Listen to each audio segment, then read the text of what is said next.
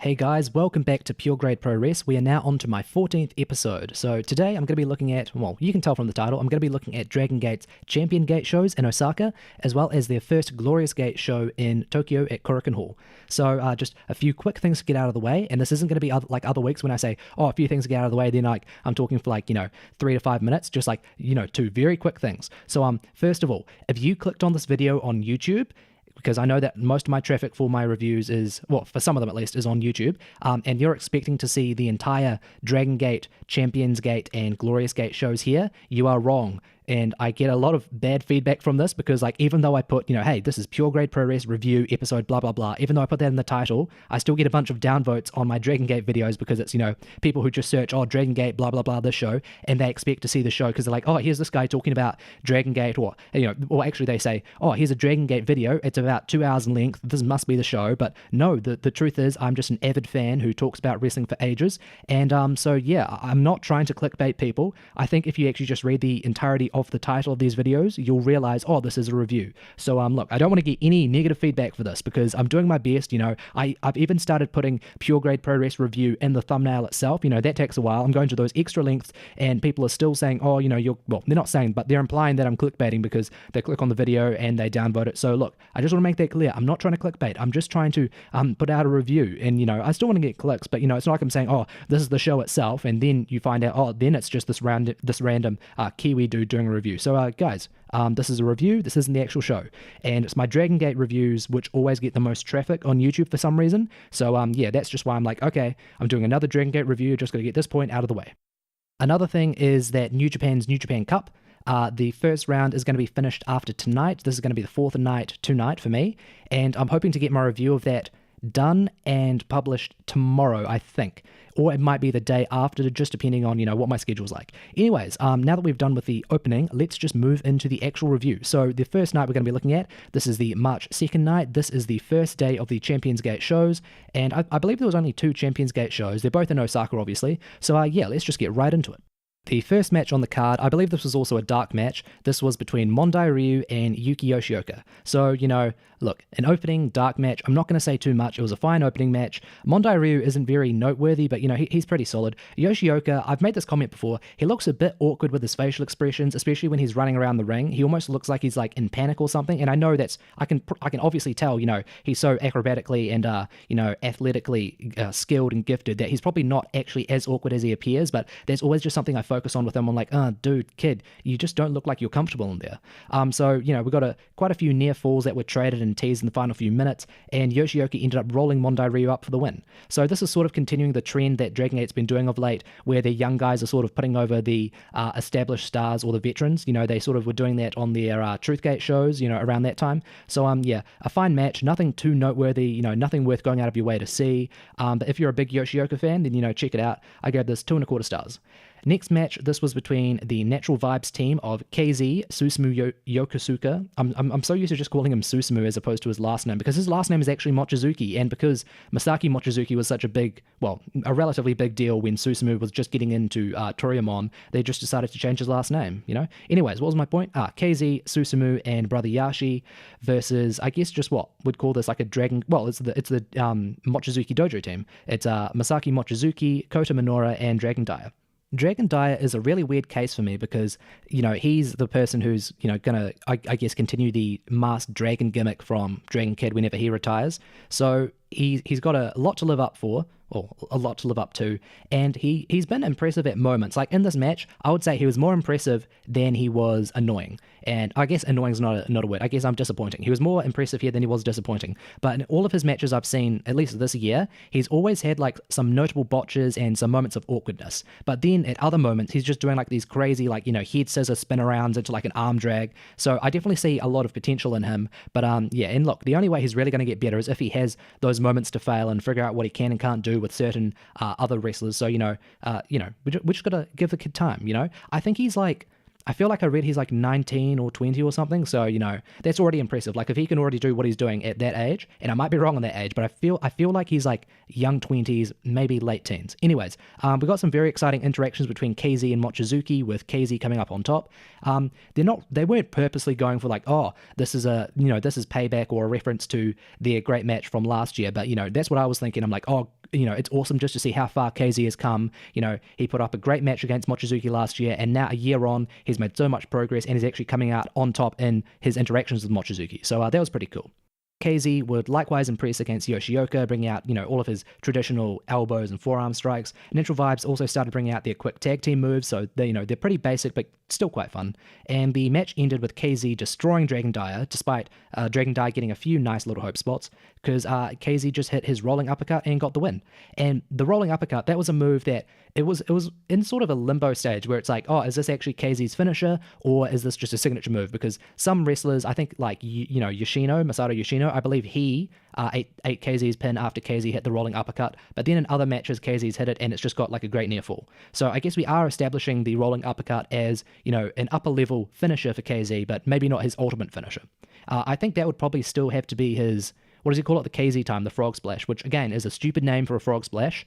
It's just a stupid term in general, KZ time. But I do remember that sort of being the move that KZ would usually go for if his strikes and forearms and, as I said, his rolling uppercut wouldn't work. Anyways, this was a fun little match, mostly just due to KZ being great and all over the place. I gave this 2 3/4 stars. The next match was between Don Fuji and Gamma versus Genki Horiguchi and Ryo Saito. So you look at that lineup, what do you think you're going to get? If you guessed comedy, if you guessed heavy comedy, you were correct, because this was a very heavy comedy match. All four guys are known to do comedy spots in their own matches, but they're usually centered around more serious matches in general. Like Horiguchi will get in his few little spots and his weird little gestures and facial expressions, but then the rest of his match with Natural Vibes against whatever other unit will usually be a bit serious. So, there's still obviously some actual wrestling exchanges, but there was nothing too special. Fuji and Gamma had a bunch of accidental friendly fire moments, which was pretty funny. Gamma ended up kissing Saito on the lips and then getting a sunset flip pin for the win. So, that was a thing, a bit of an interesting little finish there.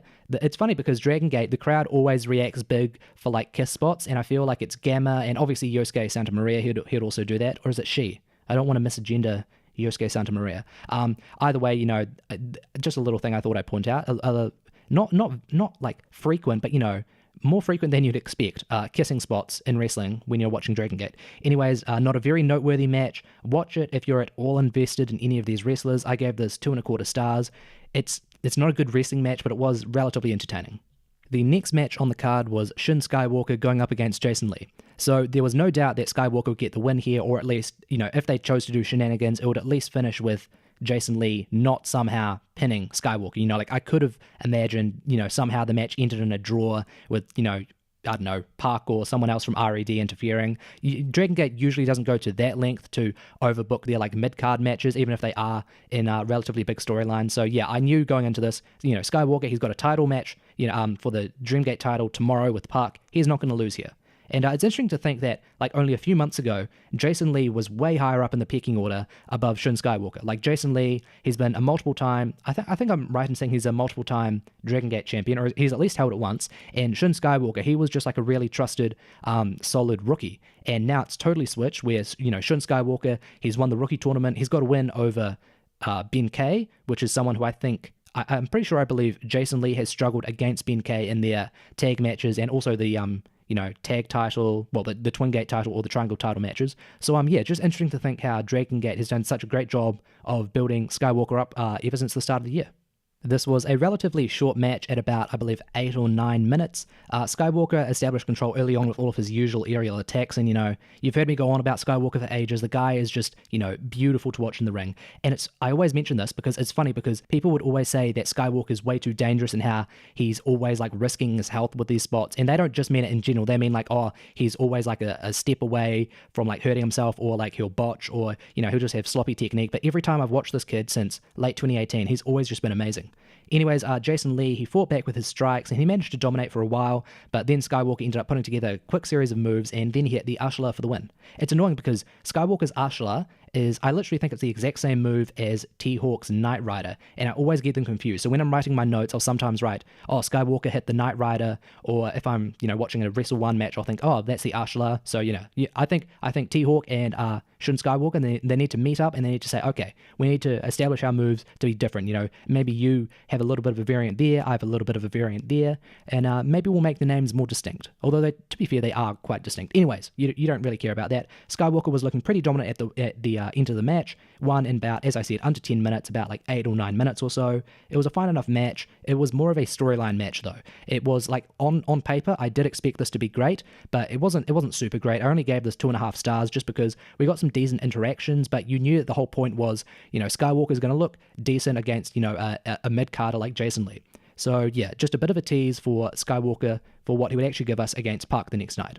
The next match on the card was between the Tribe Vanguard team of Yamato, Kagetora, Yuti, and Kai versus the R.E.D team of Park, Eita, Benkei, and Big R Shimizu. So this match was previewing Big Ben versus Kai and Yuti for the Twin Gate title, which would happen on the next night.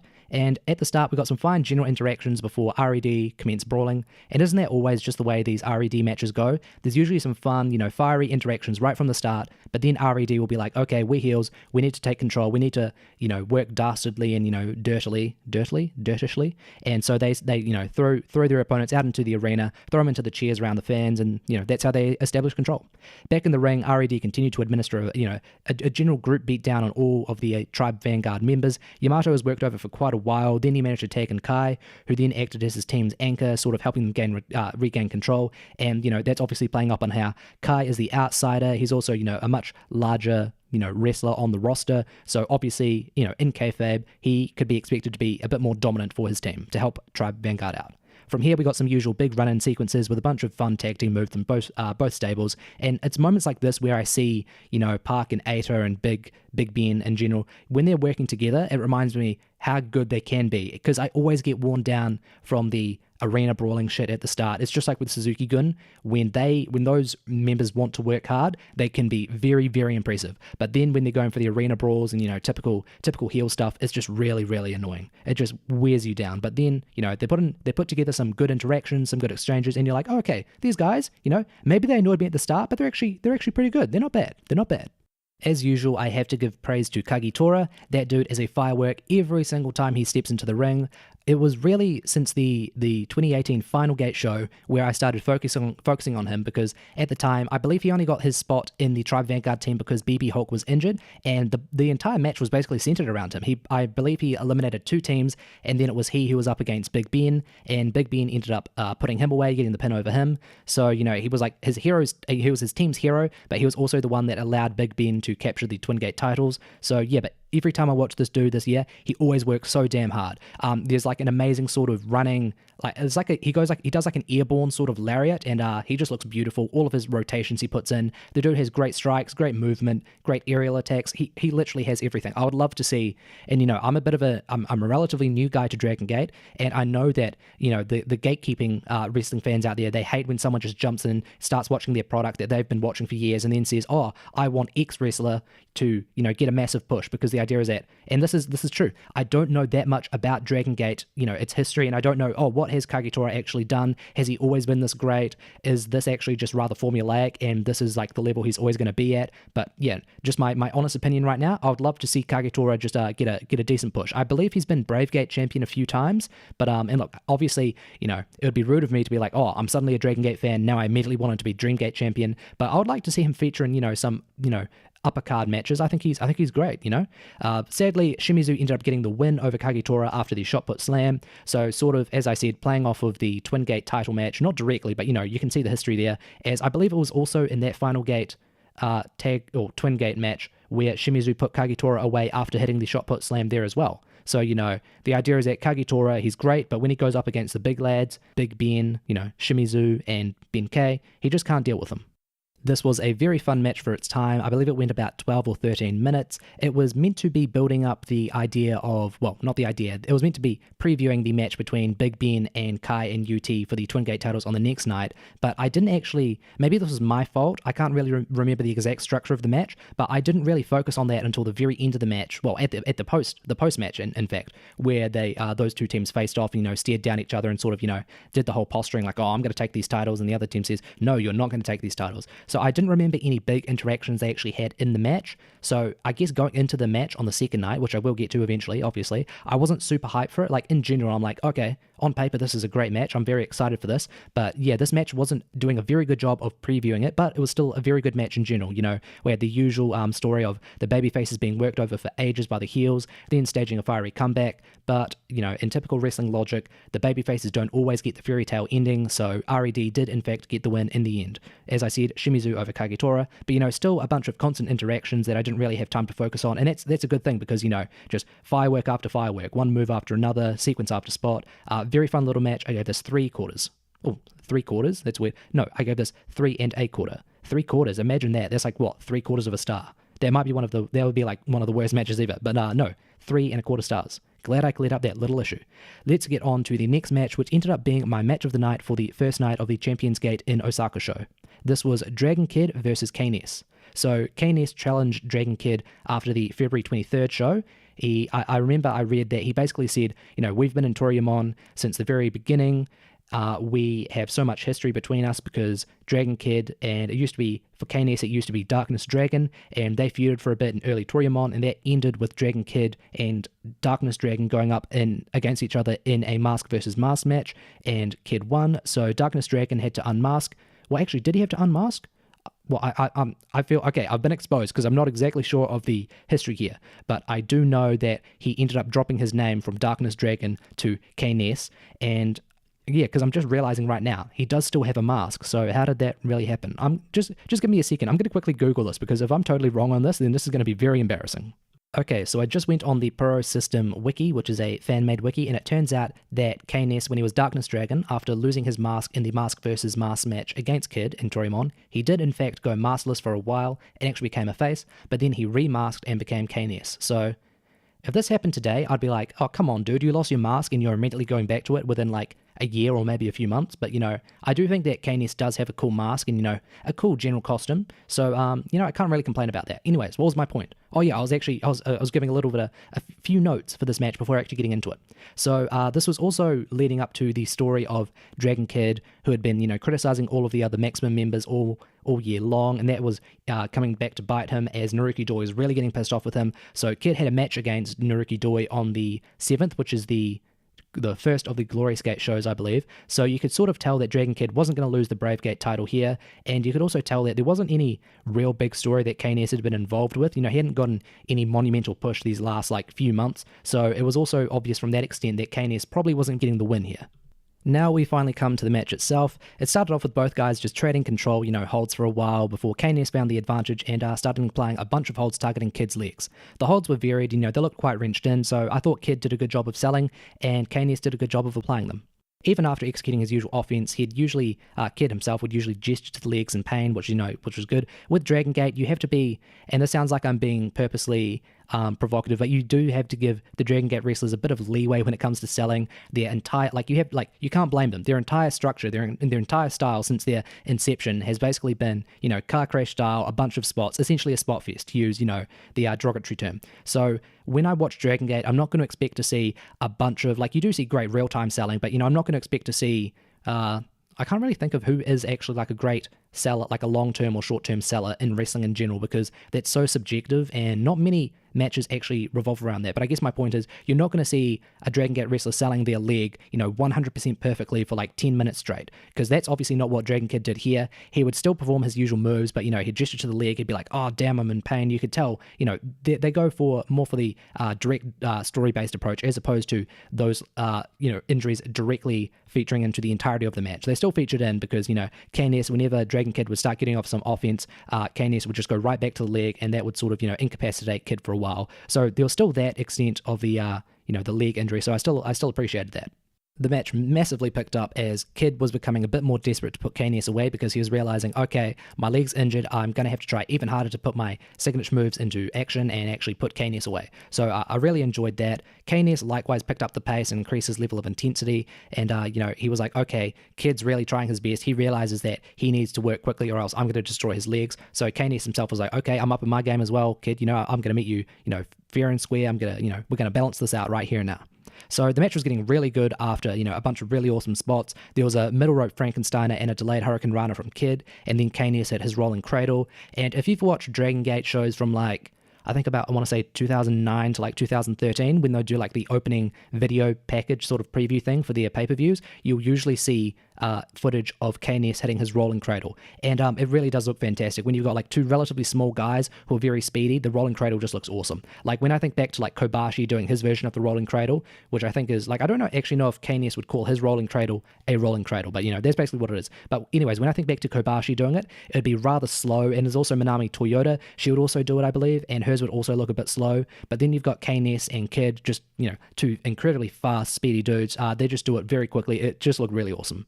At this point in the match, as all these big moves were coming out, it was still good to see that Dragon Kid was still trying to sell his leg. And as I said, his leg selling probably could have been better. The usual, as I said, the usual cage match people who are total selling fetishists, they'll probably complain. But, he was referencing the leg, he was gesturing to it, he was adjusting his posture. He wasn't doing it 100% of the time, but he's doing it enough to remind me, oh, yeah, Kid is in pain. And so, it wasn't like that aspect of the story was being forgotten. So, I thought he was doing a fine little job.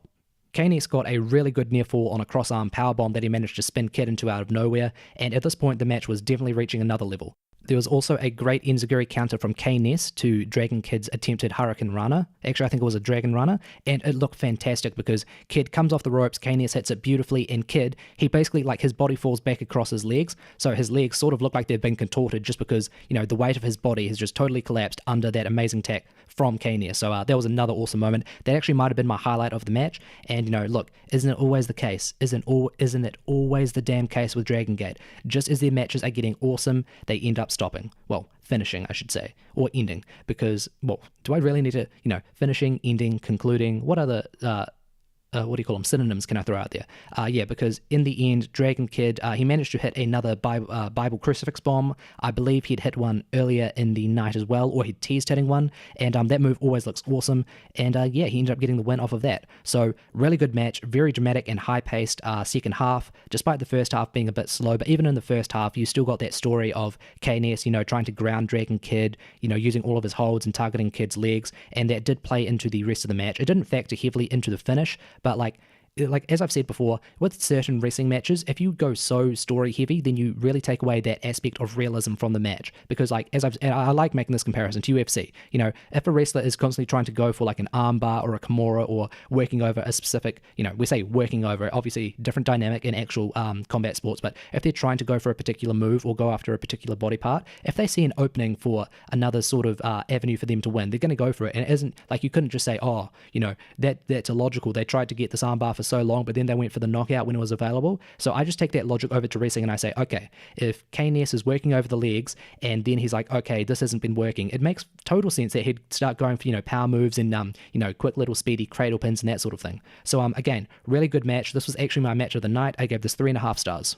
In the post-match, KNS and Kid sort of embraced, and Kid thanked KNS, sort of referencing how they've had their long history, and thank you for having this match for me. And then Susumu interrupted, and he made a challenge for the Bravegate title. So I'm really excited to see what Susumu can produce alongside Kid. Susumu is a guy who, in my time in following Dragon Gate, I've never seen him in a really big, well, not to say the Bravegate is, big, but I haven't seen him in a big sort of title match for a while. He's been in the Twin Gate and Triangle Gate matches sometimes, I believe. But, this is a one-on-one match. I'm really excited to see what he can offer. From what I've seen of Susumu, he has some great strikes, great stiffness to him, some really fun power moves, and he does seem to have quite a bit of, fan support. So, yeah, really excited to see what he can provide against Dragon Kid. And of all the matches that have been established and on the, on their respective shows, I'm going to go through those at the end of this review. So, if you really want to hear what matches are coming up and what I'm excited for, just stay tuned till then.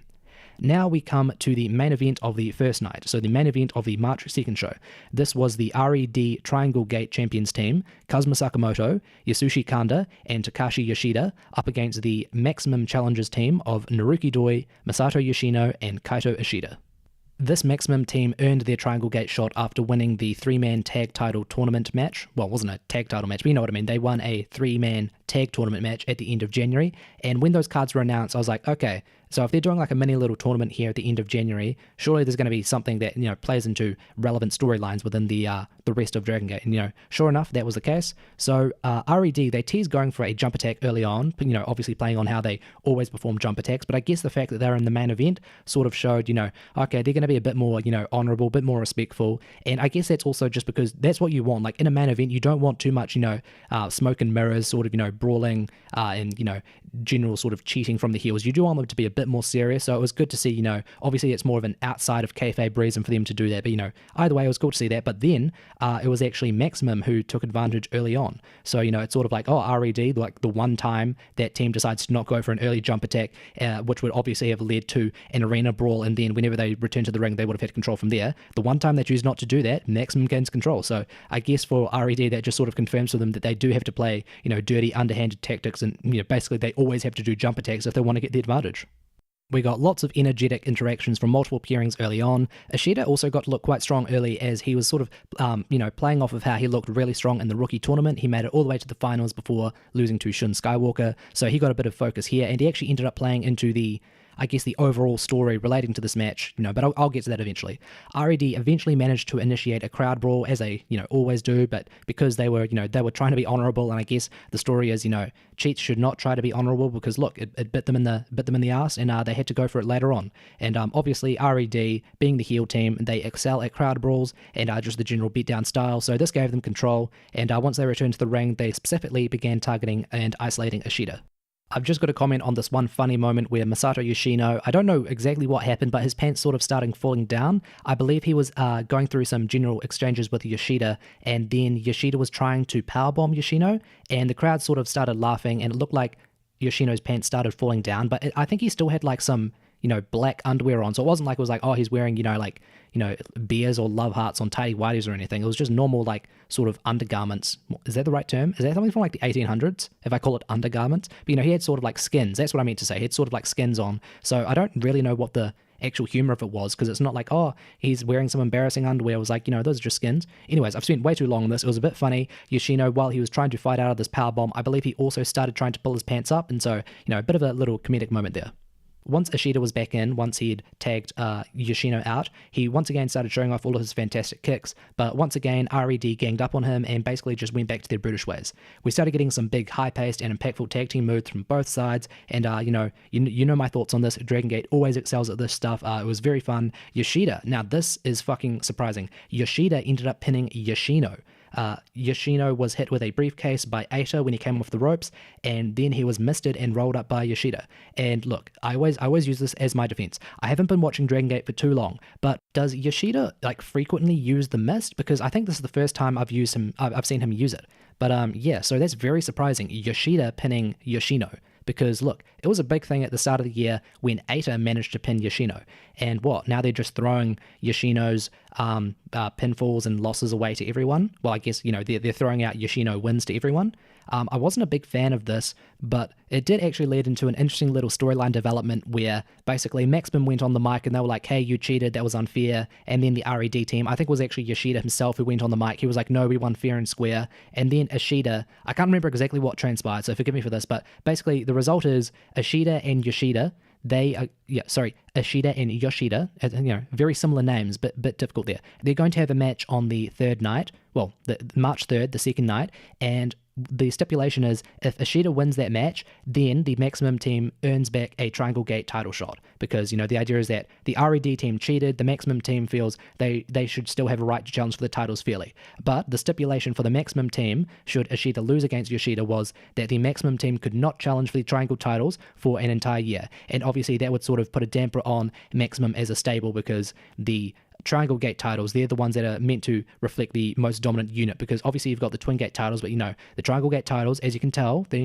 involve 3 members, so a bit more of an extent over the units to show which is actually the dominant unit. And the added stipulation was it wasn't just Doi, Yoshino, and Ishida, who could not challenge for the titles again for a year. It was the entirety of Maximum. So, if Yoshida beat Ishida on the second night, on 3rd of March, they would not be able to challenge for the titles for an entire year. So at the time when the show first came out, I was like, okay, this is either going to really play up the issues, like the tension in Maximum revolving around, Doi and Kid, or this is just going to be another little moment to sort of put over Ishida and his, general climb up the pecking order in Dragon Gate that started since, the start of this year. Back to the match itself, this was pretty good. Again, as I said, this was a match that was, as opposed to the last match, which was just getting great before it ended, this match was more so just getting good before it ended. So I just went a flat 3 stars on this. It was pretty disappointing. I didn't expect, anything too amazing from the R.E.D team of Sakamoto, Kanda, and Yoshida. They're all guys who can be good, but I think they need like a seriously structured match in order to be good, because this was a bit underwhelming. And, I mostly just hope this isn't implying anything nefarious for Yoshino. Is he, he's starting to drop falls to people like Yoshida? Is this implying him, slowly going down the card? Was his last Dreamgate title run sort of just a fond farewell for him to the fans? Like sort of like a, what do you call it, like a participation award? A bit more serious than that, where it's like, hey, thanks for all your time. Here's one last, big hurrah, and now you're slowly going to go down the undercard. I really hope that's not the case. I actually hope that was just a case of Yoshino taking the loss in order to build up Ishida, sort of having to fight for the Maximum team's rights, and therefore put Ishida over to some extent. So yeah, match was a bit disappointing, and I've already gone through the post-match. So Ishida and Yoshida, that's a set-up match for the third night. I always say the third night, I mean the 3rd of March, which was the second night. Anyways, this show, it was an alright show. I gave, if I had to rate this, I'd give this a 6 out of 10, but really it was only the Bravegate title match between Dragon Kid and K-Ness. That was the only match on the show which I would really recommend to go out of your way and watch. I think other people might be a bit higher on it than me, but I still thought it was a very solidly, good match. Everything else was either fine or a bit disappointing. So, yeah, this show in general isn't something you really need to go out of your way to watch. Now we come to the second night of the Champions Gate in Osaka shows. This is on March 3rd. The opening match, again, I believe this was another dark match. This was between Mondai Ryu and Kota Minoura. So Mondai Ryu in the opening match again. First night he was up against Yoshioka, here against Minoura, and again, fine match, nothing too special. Minoura isn't a bad wrestler at all, but he's the most bland of this batch of Dragon Gate's rookies in my opinion. He's the one who I have like the just not like the lowest opinion of, but like the least opinion of. Like every time I watch him, I feel like, he's fine, but he doesn't really stand out the same way that Watanabe or Skywalker or UT does. He's definitely in that bottom half of the rookies for me. So Mondai Ryu, he mostly dominated, but Minoura still got a few impressive moments to show off some aerial attacks and power moves. Mondai applied a Boston Crab at full torque, and Minoura quickly tapped out. So a short, unspectacular match. It was as expected for an opening match. It was fine. I gave this 2 stars. It doesn't really mean it's a bad match. It just means it was like, as I said, an opening dark match. What can you really expect? The next match was between Don Fuji, Gamma, and Ryo Saito versus K-Ness, Masaki Mochizuki, and Brother Yashi. So we got a few basic interactions from various pairs at the start, and then Mochizuki and Fuji, they really reignited their random aggressive mini feud, which has been happening on a lot of the random sort of undercard tag matches this year. So they were, sort of showing a bit of aggression. I believe it was on the final Truthgate show back in February, where they sort of like got in each other's faces. I'm pretty sure it was them, or actually maybe I'm confusing that with Fuji and Toru Owashi, but I feel like No, I'm pretty sure I remember Mochizuki and Fuji, like in one match on some random, hard cam show, they were getting in each other's faces, but then in the post-match they sort of hugged and, shook hands and sort of, got it all out. But I guess, whenever they just get in the ring, when they're both in there together, they just, something just ignites in them and they just start going at each other. So that was fun. Mochizuki was the main focus of this match. He was letting loose all of his, usual stiff strikes, and he was actually getting a few comedy spots to himself, working alongside, Ryo Saito and Gamma and Yashi. I guess I was going to say not so much Yashi, but,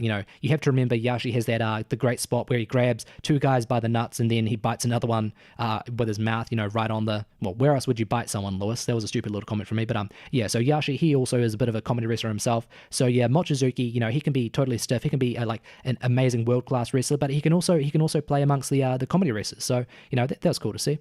The interactions we were getting between all the various pairings felt a bit disjointed, but everyone was still working hard and kept a relatively quick pace. Fuji ended up pinning Yashi with the Ghetto Clutch, so, another fine, short match, some funny moments, nothing too special. I gave this 2.25 stars. The next match was between the Maximum team of Jason Lee and Masato Yoshino versus the Tribe Vanguard team of Kagetora and Yamato. Now, like, look at that lineup. All four of those guys, I have to say, are great. Like, maybe, like, for me, the weak link in this match is Jason Lee, and that's not saying, like, much at all, because Jason Lee is a very, very good wrestler, you know, just recently signed full-time with Dragon Gate, and, yeah, those other three wrestlers, all great by my books. So this was a nice, relatively speedy, you know, interaction-based match all around.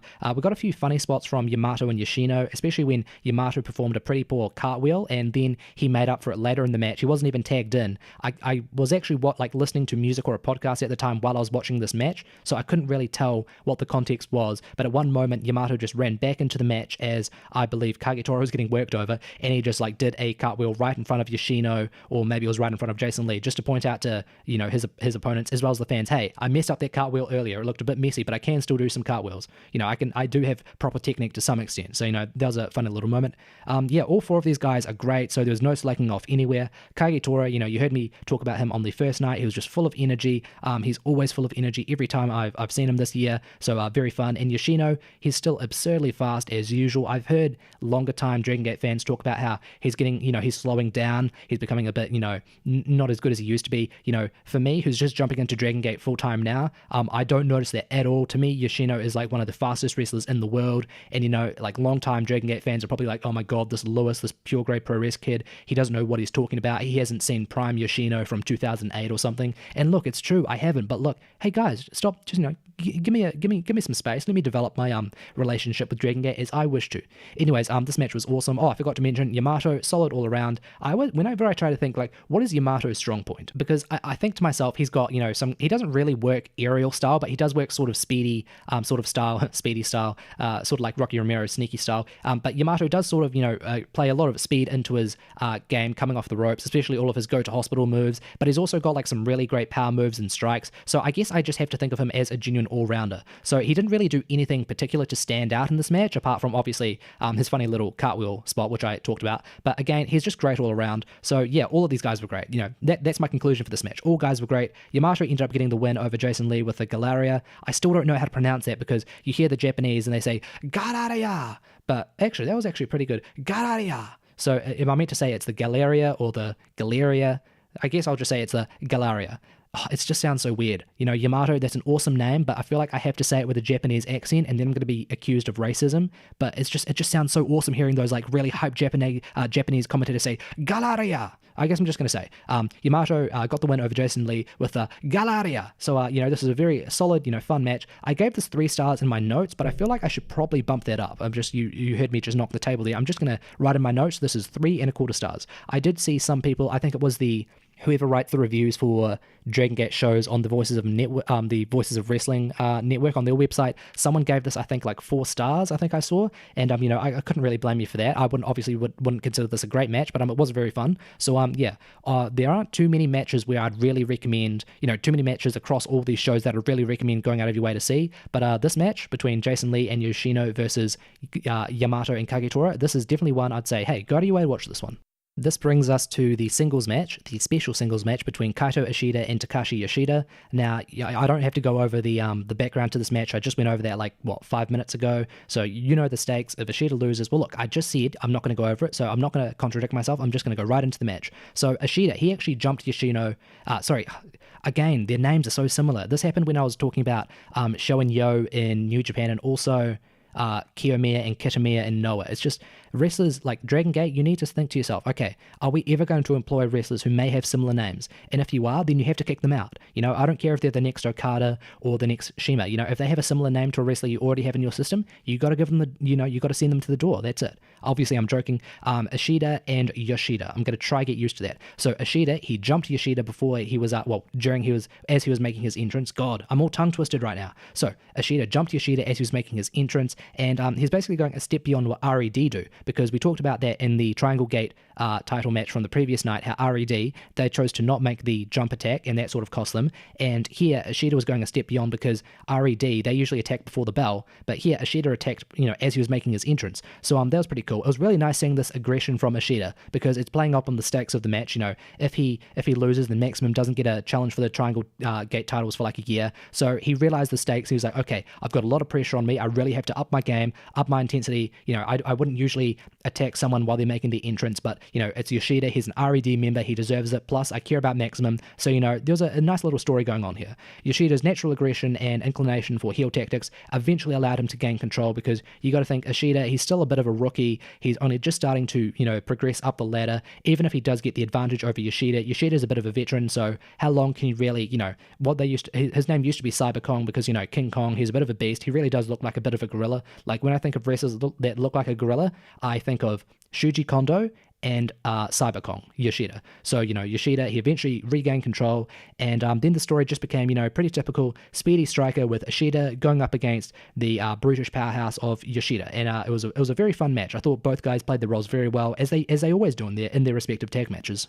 The pace of the match picked up nicely as Yoshida was just hitting Ishida with lots of big power moves after big power moves, resulting in some very good near falls, with Ishida waiting until like the very last split second to just kick out. So it was a great moment as Ishida was surviving every attack Yoshida was throwing at him and every single pin, and then he ended up cradling Yoshida for the win.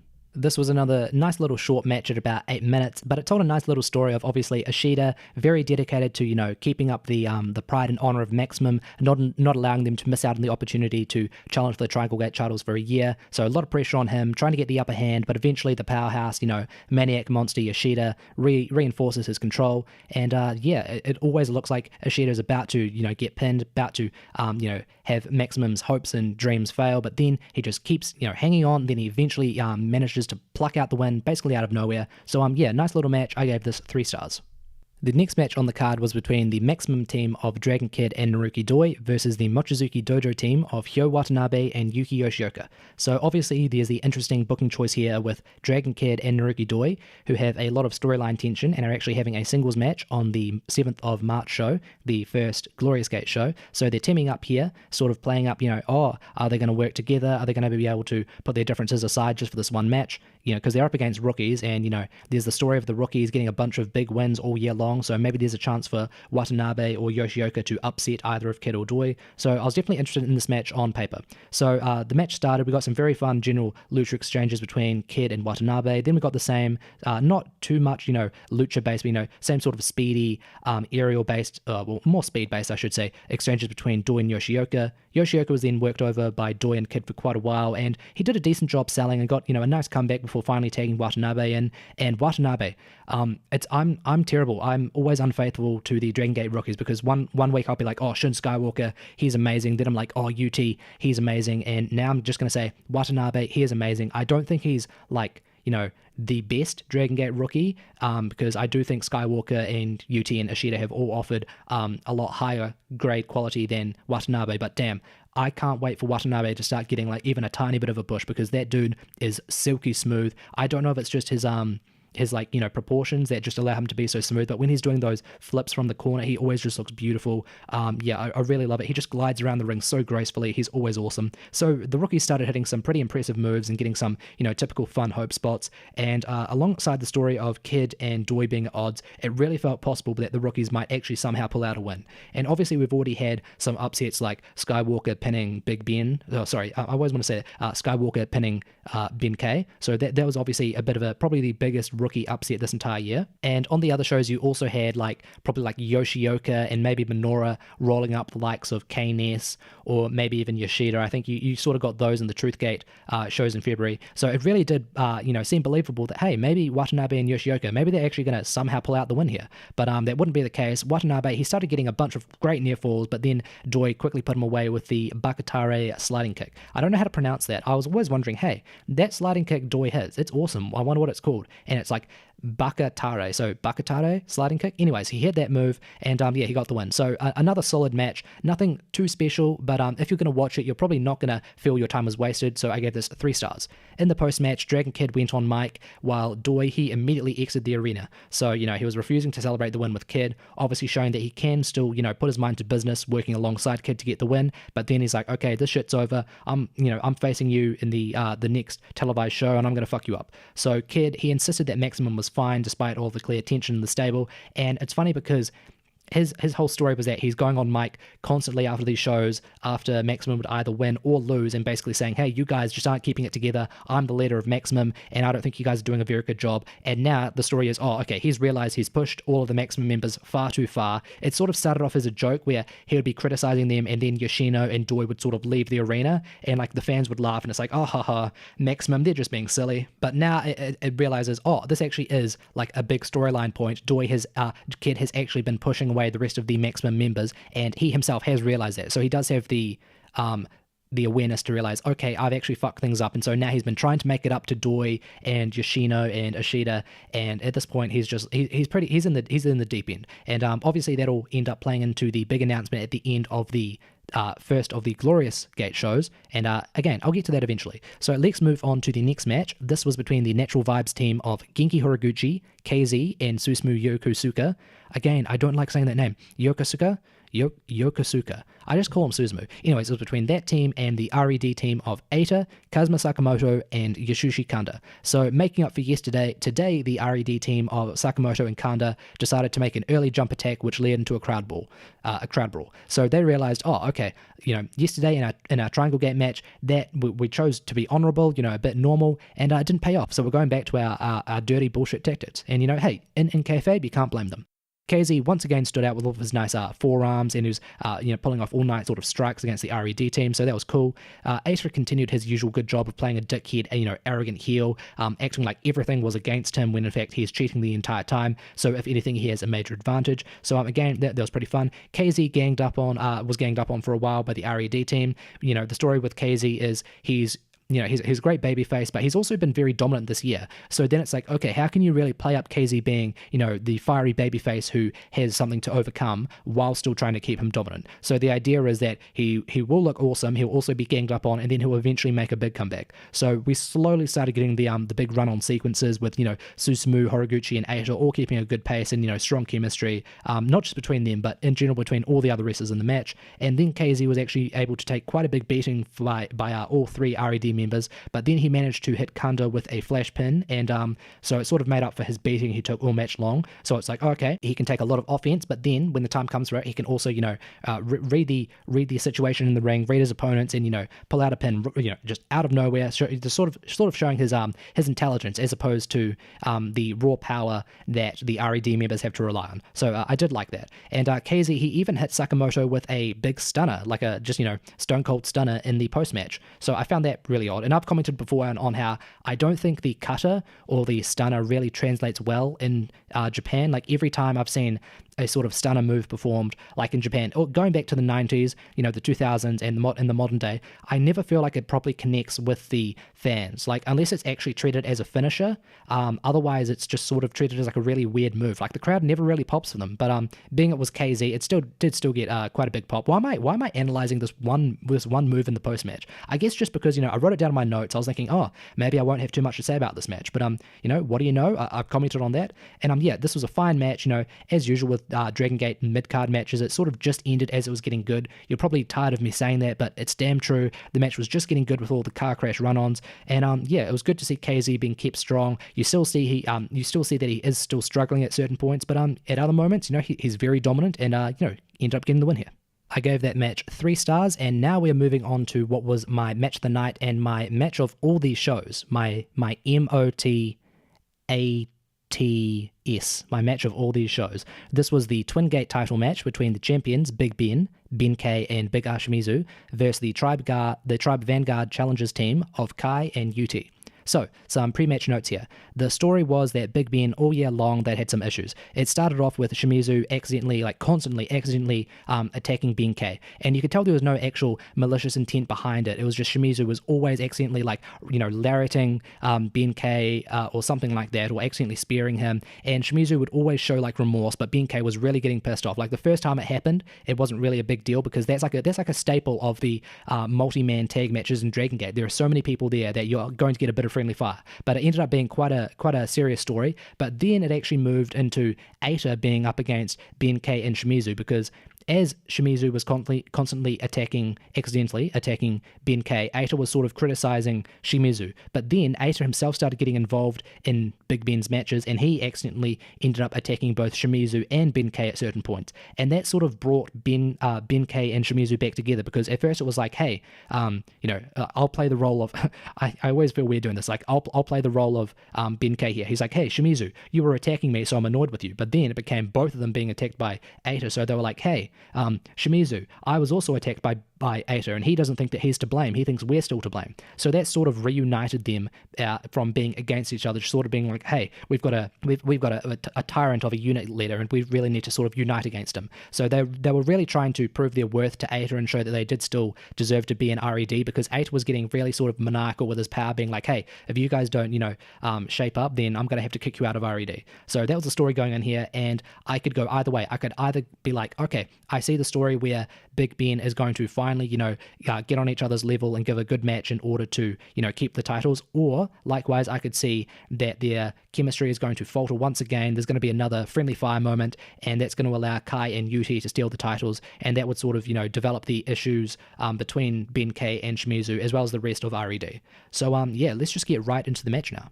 The match started off very strong as Kai and Yuti immediately jumped Big Ben and tried to isolate Ben-K from Shimizu, but as expected, Big Ben, they're massive powerhouses, usually pretty well protected, even though they have been dropping a few falls, a few random falls this year. They eventually regained control and basically just initiated, typical R.E.D fashion, a big arena brawl, but I don't mind it as much when it's Big Ben, when it's, Ben-K and Shimizu doing it, because they are generally like great wrestlers. So it's like, okay, if you guys want to sort of, waste a bit of time, get a bit of breath back by just going through the usual motions in an arena brawl, I'm not going to hold it against you. I thought it was okay.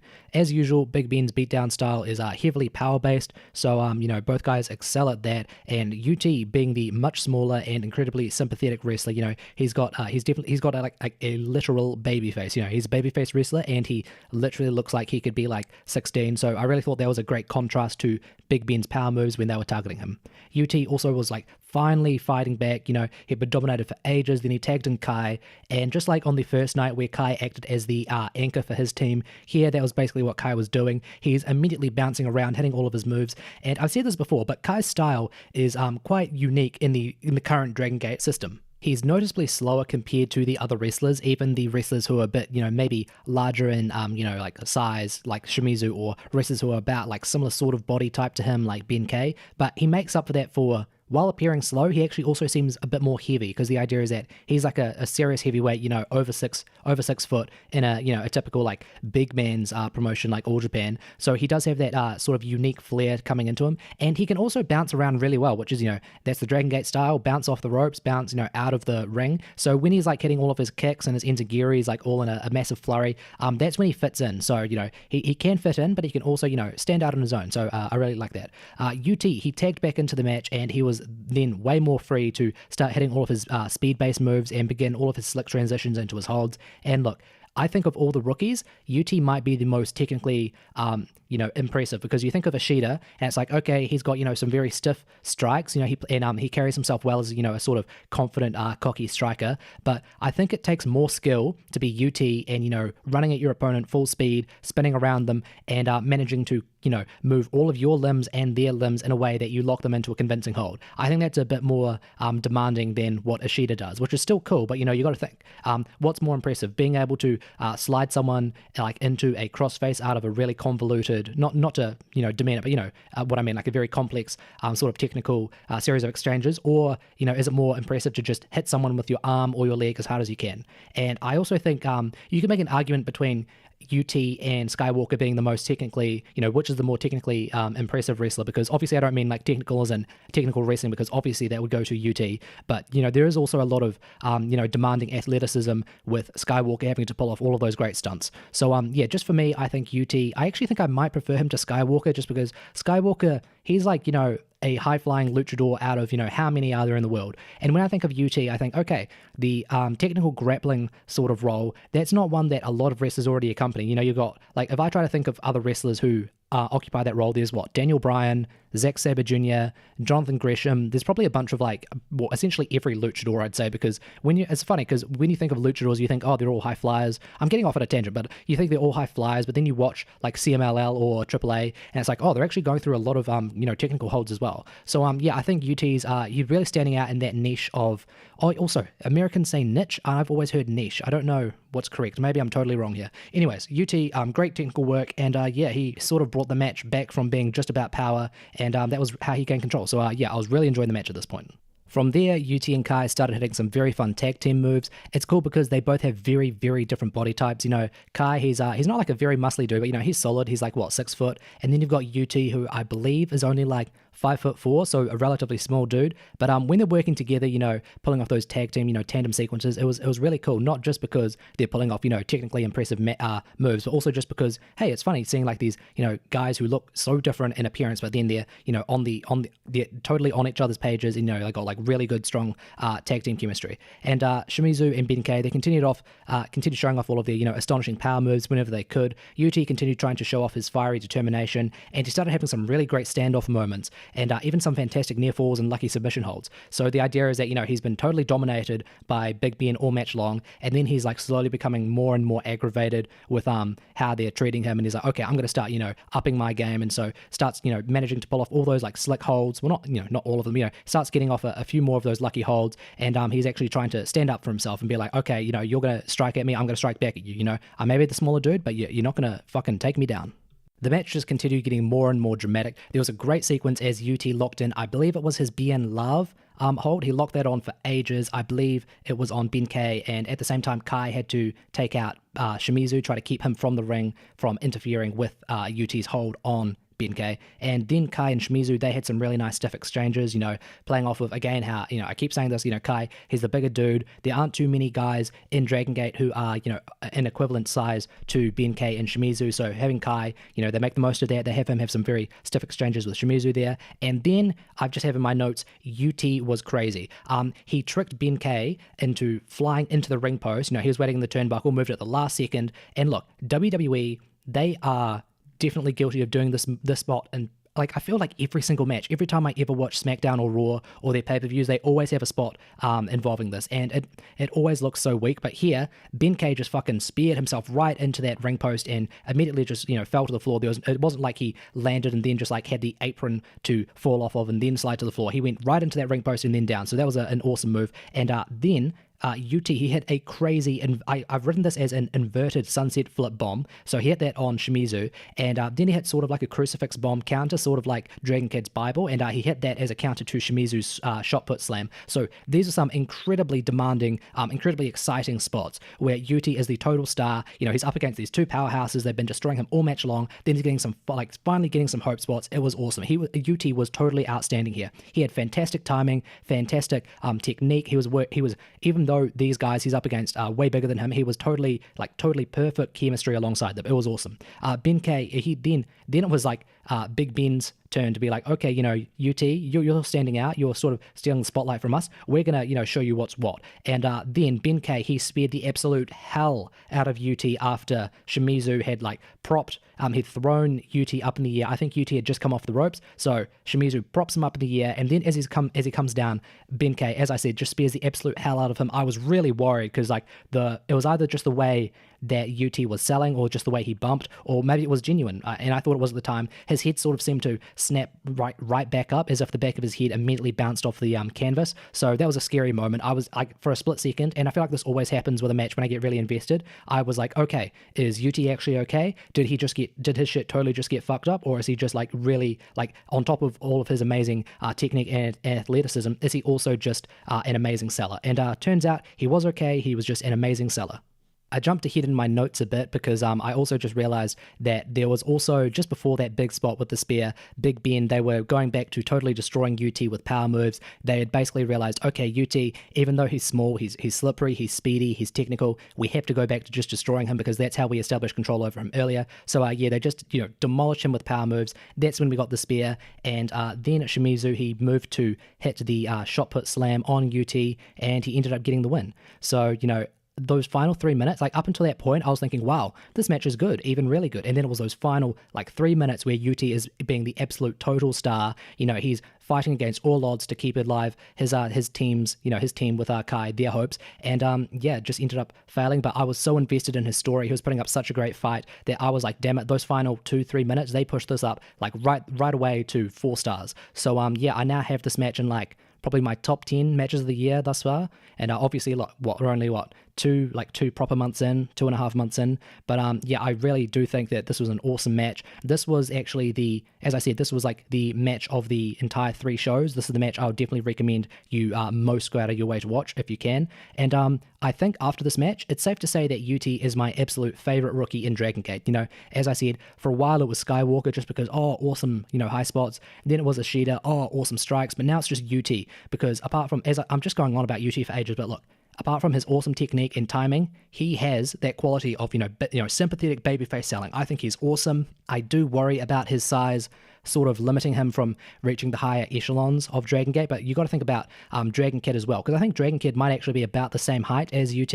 Obviously, I'm not trying to compare UT to Dragon Kid just yet, but I do genuinely think that UT is already great. And being a rookie, he must be pretty young. I feel like he's like 23 or something. I feel like he'd be like maybe 26 at most.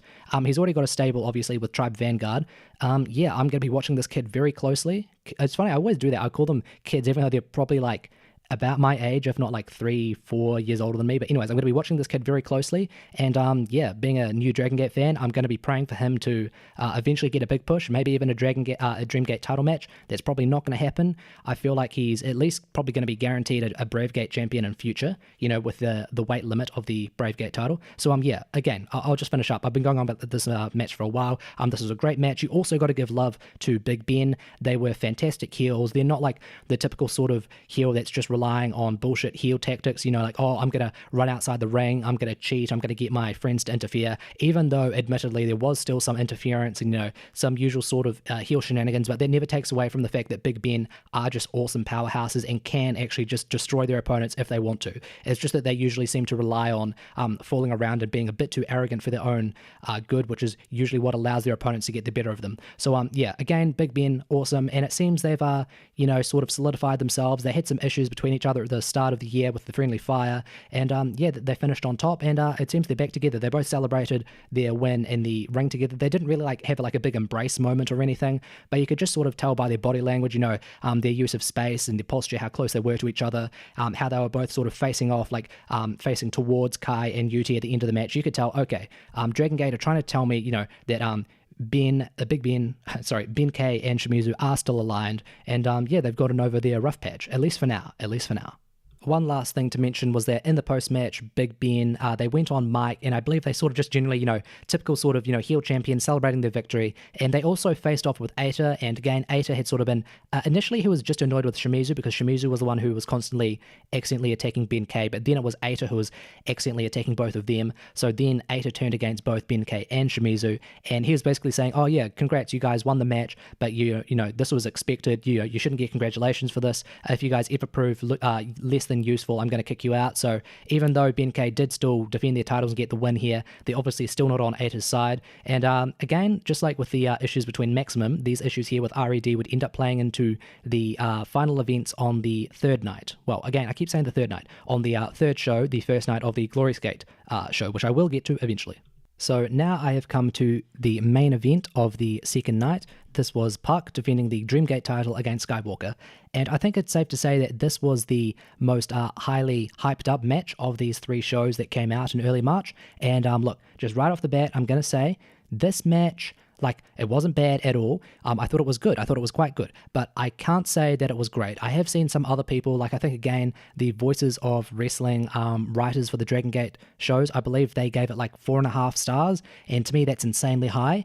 And again, I enjoy Park. I think when he works hard, he's amazing. And Skywalker, same thing. I think Skywalker is incredibly gifted.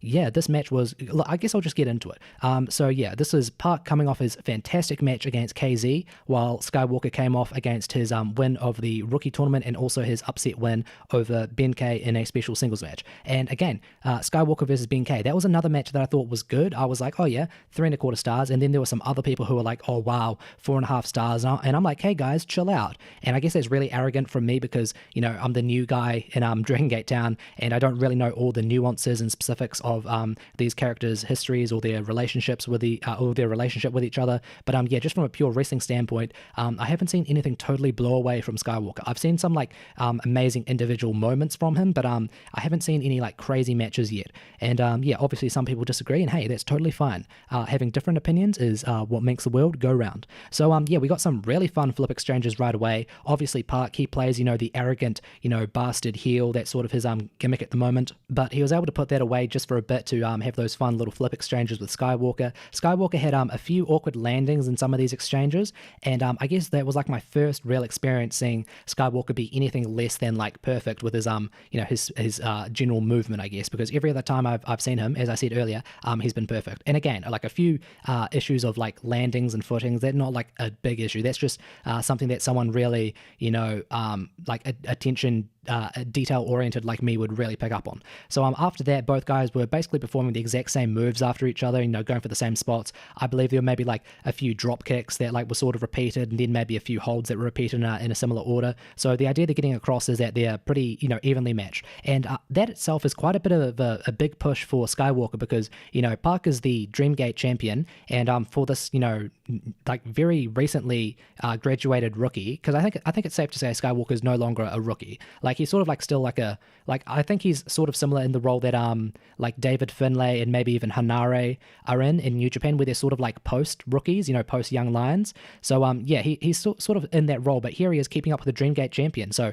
apart from already getting that big push in the winning the rookie tournament and then getting a win over an established star like Ben-K, he was looking pretty dominant here. And obviously he did end up, you know, hey, spoilers, or else why would you really even listen to the review if you haven't watched the show? I guess if you're just trying to get an idea of what the show's like, and, you know, fair enough, I should take that back. But yeah, spoilers, Skywalker did end up losing, and obviously this isn't a big shock. I never really expected Skywalker to be the person to suddenly take the title off of Park and send Park off over to what's it called, AEW. So yeah, it's not like I was expecting that. All I expected was Skywalker's going to give, you know, a bit of a strong showing. He's probably going to get some great hope spots, and that did still happen. So there was a nice beatdown administered on Skywalker from Park, because again, Park, I said he did take off some time from being a typical heel to be like, oh yeah, here's my flashy shit, you know, here's how athletic and acrobatic I am. But then he was like, okay, I'm gonna, you know, slow things down a bit, and he started, you know, throwing out his stomps and you know, his strikes, and sort of just scowling all over the place. And Park has a great arrogant, you know, sort of prideful attitude, and it adds a lot of life to his character, because on one hand, as I said, you got all the flashy stuff he does, and then you've got just like the pure heel beatdown stuff. So he's a fun character. I guess sometimes when he's in like random tag matches, he'll go a bit too heavy on the beatdown stuff and, you know, scowling all over the place and just going heavy on the character work. And it's like, Park, you're so fucking awesome. I want to see you pull out your serious stuff. And obviously we saw a really good mix of that in his match against KZ. Obviously that went more towards the flashy side, because that was mostly because Park had to, obviously he did get his own awesome spots in that match. And if you want to hear me talk about that, obviously go back to, I think it was episode 9 where I reviewed all the Truthgate shows. But he was also being very flashy in how he was bumping for KZ. You know, he was doing a really great job to add a lot to KZ's offense, and I thought he was also doing a similar level of, you know, presenting a lot of similar effort here with Skywalker. But again, he wasn't, just because, I don't know, something about the match just didn't connect for me. As I said, I still thought it was good, but a lot of the big moments, they didn't come across as like properly like great. You know, there was nothing I saw in this match that really like it was anywhere close to what Park and KZ put together in their match. So Park was pretty firmly in control, but Skywalker, being Skywalker, you know, he's got a pretty decent push thus far this year. He started upping his game. I feel like I always say that to explain a wrestler becoming stronger. I always say he ups his game, but as a matter of fact, he was upping his game. He started bringing out, you know, more of his signature moves. So that was pretty cool. He would impress whenever he would gain space or a bit of time. He'd had like all of his usual beautiful aerial attacks, especially the big crossbody splash from the ropes to the outside. Sort of reminds me of the same sort of move that Taka Michinoku would hit back in Michinoku Pro, where he'd just run it right up to the ropes and you know, like seamlessly go to the rope and then jump right off it. Usually Skywalker would do his rope walk moonsault, and I think he might have hit that early on in the match. match, maybe. I can't really remember it being a part of a big moment in the match. But Park, again, he realized he couldn't take Skywalker lightly. He was like, okay, the kid's no longer a mere rookie. He's actually, a very skilled high flyer, sort of just like myself. So Park started to bring out his own big moves, like his 450 splash, then a big brainbuster, and also a moonsault. And just as you expect with Park, they were all executed flawlessly. And it's stuff like this where you're like, damn, Park, if you weren't like purely positioned as a heel and like going like 50% of the time just going for basic beatdown stuff, if you just like were focused on being like a pure amazing like high spot, high flyer, aerial based wrestler, you would be like a absolutely like perfect babyface because look, as I said, Park just excels at this stuff. The momentum then switched back to Skywalker as he got a great sequence of moves where he hit a top rope Spanish fly, where I believe Park was going for some sort of top rope move, and then, Skywalker immediately counters, so he hits that, and then he hit his top rope moonsault, which he's actually been using as his finisher. I believe he may have beaten Ishida in the rookie tournament final with that, and I believe he also used that move against Benkei. And it's funny because like you think in this day and age, like the power scaling of like high flying moves is so high that it's like Osprey has to hit a imploding 450 splash as his signature move. Like there's not even a finisher in this day and age. Like you think back to when Hayabusa and Liger were like at their peaks, and like you think of the shit they were doing, which is rather tame by today's standards. And I guess like, how dare Skywalker in this day and age think he can hit a simple moonsault as his finisher and have that be, a satisfying move. But as it's Skywalker, it was still, a very beautifully executed move. But as expected, Park survived. I was definitely thinking, okay, they're going to go like all in with Skywalker. He's going to get off so much offense. And, I did expect him to hit his finisher moonsault and have Park kick out of it. Sorry. So, that did happen. Then, Skywalker continued all of his momentum. He was going for a lot more roll-up pin attempts, and then he hit the Ashla, which again, as you'll recall, is pretty much the exact same move as T-Hawk's Knight Rider, but Park countered Skywalker's attempted second moonsault.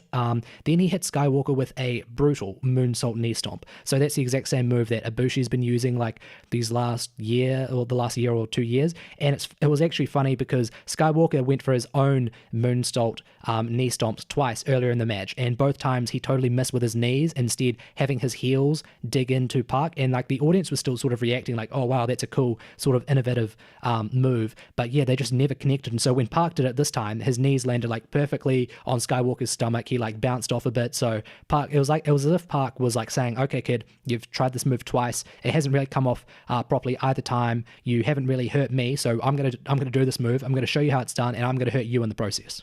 So at this point, Park is totally, like, clearly, easily in control, and he put Skywalker away pretty quickly after this. He went for the Black Arrow and got the win. And, again, as I keep saying, it's Park. You know what to expect from Park when he's in a big match. The Black Arrow was beautiful, and so the match was, like, solidly good. It had some fun spots, but it felt a bit disjointed. And I guess I feel that because, obviously it's just like a sort of visceral feeling, like you finish watching a wrestling match, and it's such a weird art form to, analyze and review because, like, it's not like you're really analyzing story to the same extent with like a novel or like a TV show or a movie, because absolutely everything is visual, so you have to really pick up on a lot of the nuance yourself. Like, there's no one who's going to be like doing, well, I guess I sort of am doing that, but there's no one who's really going to be like doing like an in-depth write-up on like, oh, here are all the little details in this match that made Park's performance mean this, and this is the theme, because this match itself, you can have a lot of like compelling not groundbreaking or complex, but you can have compelling stories in wrestling. But it just didn't feel like there was any super interesting story here between Park and Skywalker. So, like, there was obviously the idea that Skywalker, being a rookie, he had some strong momentum going into this match, but you knew he was never going to win. So that also took away a bit of the drama from the match. And I guess you could argue they went for a story of Skywalker, being sort of underestimated by Park, and then proving to Park that he was a serious threat, and then having Park come to respect Skywalker. But I guess that's such like a basic story that if you're not going like balls to the wall with the in-ring work to sort of bring that very basic wrestling concept to life, then I'm not really going to take too much notice, because isn't it like, that's like a very basic wrestling story, like, oh, the heel doesn't take the babyface seriously, the babyface powers up and shows the heel that he can be a great wrestler and he should respect him, and then the babyface, even though he loses, he gets the moral victory because he proved his worth to the heel. Like, I see that probably 5 times on like a single New Japan or Dragon Gate or Noah show, so that's nothing groundbreaking. And as I said, both guys, they're both great high flyers, they had some fun spots, but again, just I feel so bad like saying all this stuff because I feel like other people are going to be way higher on this match. But yeah, a lot of fun stuff, but nothing too groundbreaking. The match also felt rather short, and I actually think it ended up. Actually, I think I have my notes. Just let me check how long this actually was, just before I continue my point. Okay, so I've just confirmed the match was in fact about 18 minutes, so it's not too short. It actually felt like it was more like maybe 13 minutes or so, and usually when you have a relatively, well, not like a long match, but like a decently long match, like about almost 20 minutes, as this match was, and when you say it felt short, that's usually like a compliment, like you mean like, oh, it just blew past so quickly. But in this sense, I mean it more as a negative, because even though the match was 18 minutes, I can't think of too many moments in the match that felt super significant or important. So I guess I sort of meant that as a negative there. But again, I feel like people are probably like, oh man, I clicked on this to hear you guys, to hear you, singular, Lewis. I clicked on this just to hear you, compliment Dragon Gate and reaffirm my beliefs that the match was awesome. And I thought it was still good. Like, I'm giving this about 3.25 to 3.5 stars, somewhere in that range. So I would still recommend you watch it to some extent, especially because I'm usually in general, and again, I feel like I know I always say this. I am not trying to be an elitist, but if I enjoy a match, I find the general consensus is usually that match is way more highly regarded. Like, even with the New Japan Cup matches I've been watching on the first 3 days of the tournament, a lot of the matches I've thought were like good or very good. Other people have been like, wow, match of the year level, amazing. So I guess that's just an issue with me myself. So yeah, I totally wouldn't blame you if you thought this match was awesome. I've already seen some other people say that, and I can totally see their reasoning, because I can totally imagine being in the mindset where you're thinking, oh wow, all these interactions between Skywalker and Park, they're so awesome. It just didn't hit me on that level, but again, still a lot of cool spots and moments. But yeah, sadly, still nothing to rival what Park and KZ had, which was phenomenal. So on the post-match, Park went on the mic and basically gloated about his win, saying that Skywalker should go back to the dojo, and basically just reaffirming, hey, he's the heel champ, he's dominant, no one could beat him. I actually found it interesting that Park had that little, typical heel comment being like, hey, go back to where you came from, go back to the dojo, because I believe after Park had beaten KZ, when Skywalker actually came out and challenged Park, I feel like I remember Park showing a bit more courtesy towards Skywalker and sort of being like, I don't think he outright said it, but he basically said, oh yes, I respect you. And he wasn't sort of treating him with the same sort of, lack of respect that he did with KZ in the build up to their titles match. So it was sort of confusing, where I guess maybe the idea is that he was more afraid of Skywalker's ability, so he wasn't willing to start gloating, because he's like, at the back of his head, he was like, oh, maybe Skywalker does have the potential to somehow pull out a win over me. And now that he has confirmed for himself that he can in fact beat Skywalker, then he was feeling more comfortable to go back to his true self, because he didn't have any risk of being embarrassed because he'd already beaten him. So maybe that was the story there. And after Park had done that, Mochizuki got on the mic, and I was really hyped up. I was like, okay, awesome. Mochizuki, he was Dreamgate champion last year. He's been out of the picture for a while since Yoshino beat him for the title. Now he's going to come back in, but instead of making a challenge for Park, he basically just went on mic and complimented Skywalker, and I didn't look at the exact translation, but he was like, oh yeah, you put up a great job, blah, blah, blah, typical sort of mentor stuff, going for his, pupil Skywalker. So, that stuff's cute. Anyways, we are now done with the second night of the Champions Gate shows. Now, just my quick thoughts. This was another alright show. I have to give this like a 6 out of 10 again. I do think that the high point on this show was way better than the high point on the first night show, and I did think there was a better arrangement of, generally good matches. Like, there are a lot more 3-star plus matches on this show than on the first night. The mid-card matches were all solid. There were no outright bad matches, even though the first few were kind of skippable. As I said, the Twin Gate match was fantastic. Definitely go out of your way to see this. The main event was good, though a bit underwhelming for me personally. Even though I did prefer it to the first night, I would say it was like they were basically about the same sort of 6 out of 10 rating. Anyways, now let's get on to the final show I'm going to be reviewing. This is I believe it's the first day of the Glorious Gate show from March 7th. So for this March 7th show, we were back in Korakuen Hall, and the first match was between the maximum team of Jason Lee, Kaito Ishida, and Masato Yoshino versus Dragon Dyer, Hiroshi Yamato, and Mondai Ryu. So again, first thing I got to point out, I am starting to get worried about Masato Yoshino, everyone, because I already said, oh, look, he's sort of going down the card, and now he's dropping falls to, Takashi Yoshida of all people, and here he is in the opening match. And okay, yeah, you also had Ishida and Jason Lee, but they are sort of firmly established, lower mid-card guys. So Yoshino was the biggest name here, so it would really suck if just as I start following Dragon Gate sort of, full-time, subscribe to the Dragon Gate network and everything, they just just starts like pushing Yoshino down the card, because he's definitely one of the guys I'm most impressed with. And yeah, anyways, fine general work from Maximum here in this match. They mostly isolated and targeted Dyer at the start. Dyer looked way more comfortable here than on the other two Champions Gate shows in Osaka. I didn't notice any like big botches. He still looked a bit awkward at moments, but as I said, this was the most comfortable he looked.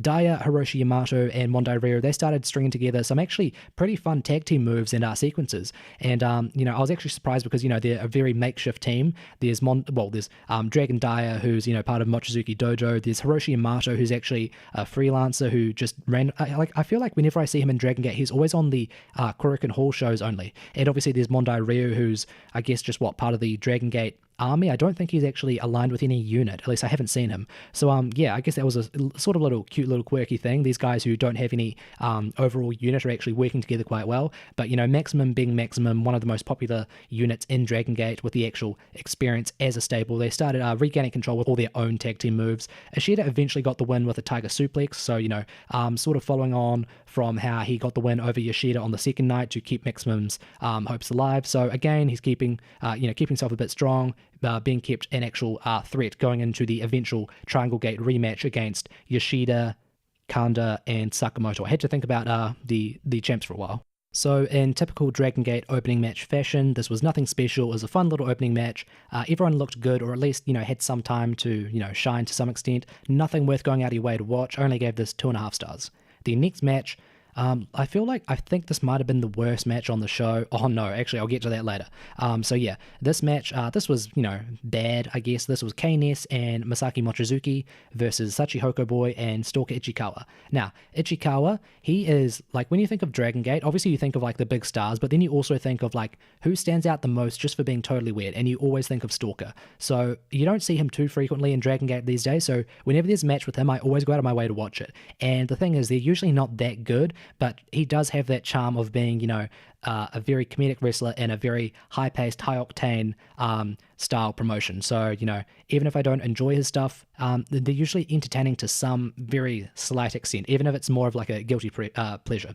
So, there's a lot of posturing and posing early on before Sachihoko and K-Ness finally started the match. Mochizuki immediately blasted Ichikawa as soon as they both got into the ring, so that was pretty funny. Stalker then ran through getting all of his usual comedy spots in, such as, missed dives and generally awkward moves that usually cause zero damage to his opponents. He was getting more annoyed because Sachihoko kept accidentally attacking him, so the theme, the idea of friendly fire once again returning to the Dragon Gate screens. We then got some more comedy as Stalker and Sachihoko actually started gaining control from some of Stalker's comedy antics. So initially they're on separate terms, but then they're finally working together. It's the miracle. And the match continued being pretty comedy based. Stalker got a figure 4 on Mochizuki, but then I believe it was K-Ness and Sachihoko, they were both running into the ring and turning the figure 4 over for both guys, sort of to reverse that pressure, which obviously I don't think makes sense. Obviously I've never actually tried it, but I don't think simply turning someone over while they're applying a figure 4 to someone else would immediately put the pressure back on you. But hey, it's kayfabe. And yeah, I think K-Ness flipped Mochizuki over once more, and then the talk was so much that Stalker had to tap out in rather weak fashion, so that was funny. But very skippable match. Only watch if you're into Stalker's comedy, and I am myself, but even this didn't really make the best use of his antics, I don't think. I think he had a match against Don Fuji on the Truthgate shows from February, and I remember there was a ladder involved in that, and Don Fuji worked really well as the straight, I guess the secret straight man who's sort of I'm going to be serious, but then he's doing these actual comedy spots alongside Stalker, but not going as over the top with it. I thought that was actually a decent comedy match. This one I just gave 2 stars just because there's nothing really worth watching here.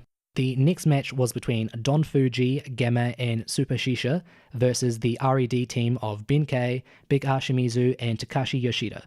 So Fuji, Gamma, and Shisha, they actually came out accompanied by Chocoball Mukai, and I have no idea what the hell his connection is to Dragon Gate. I went on Cage Match and I was trying to be okay, has he wrestled in Dragon Gate or Toryumon? And I don't think he's wrestled on Dragon Gate. I think he might have wrestled in early Toryumon, the early 2000s when Toryumon was, which is sort of obvious, redundant to say Lewis. And I couldn't see him having any direct connection to either any of Fuji, Gamma, or Super Shisha. I'm pretty sure I was looking through his stables and I couldn't see them listed alongside each other.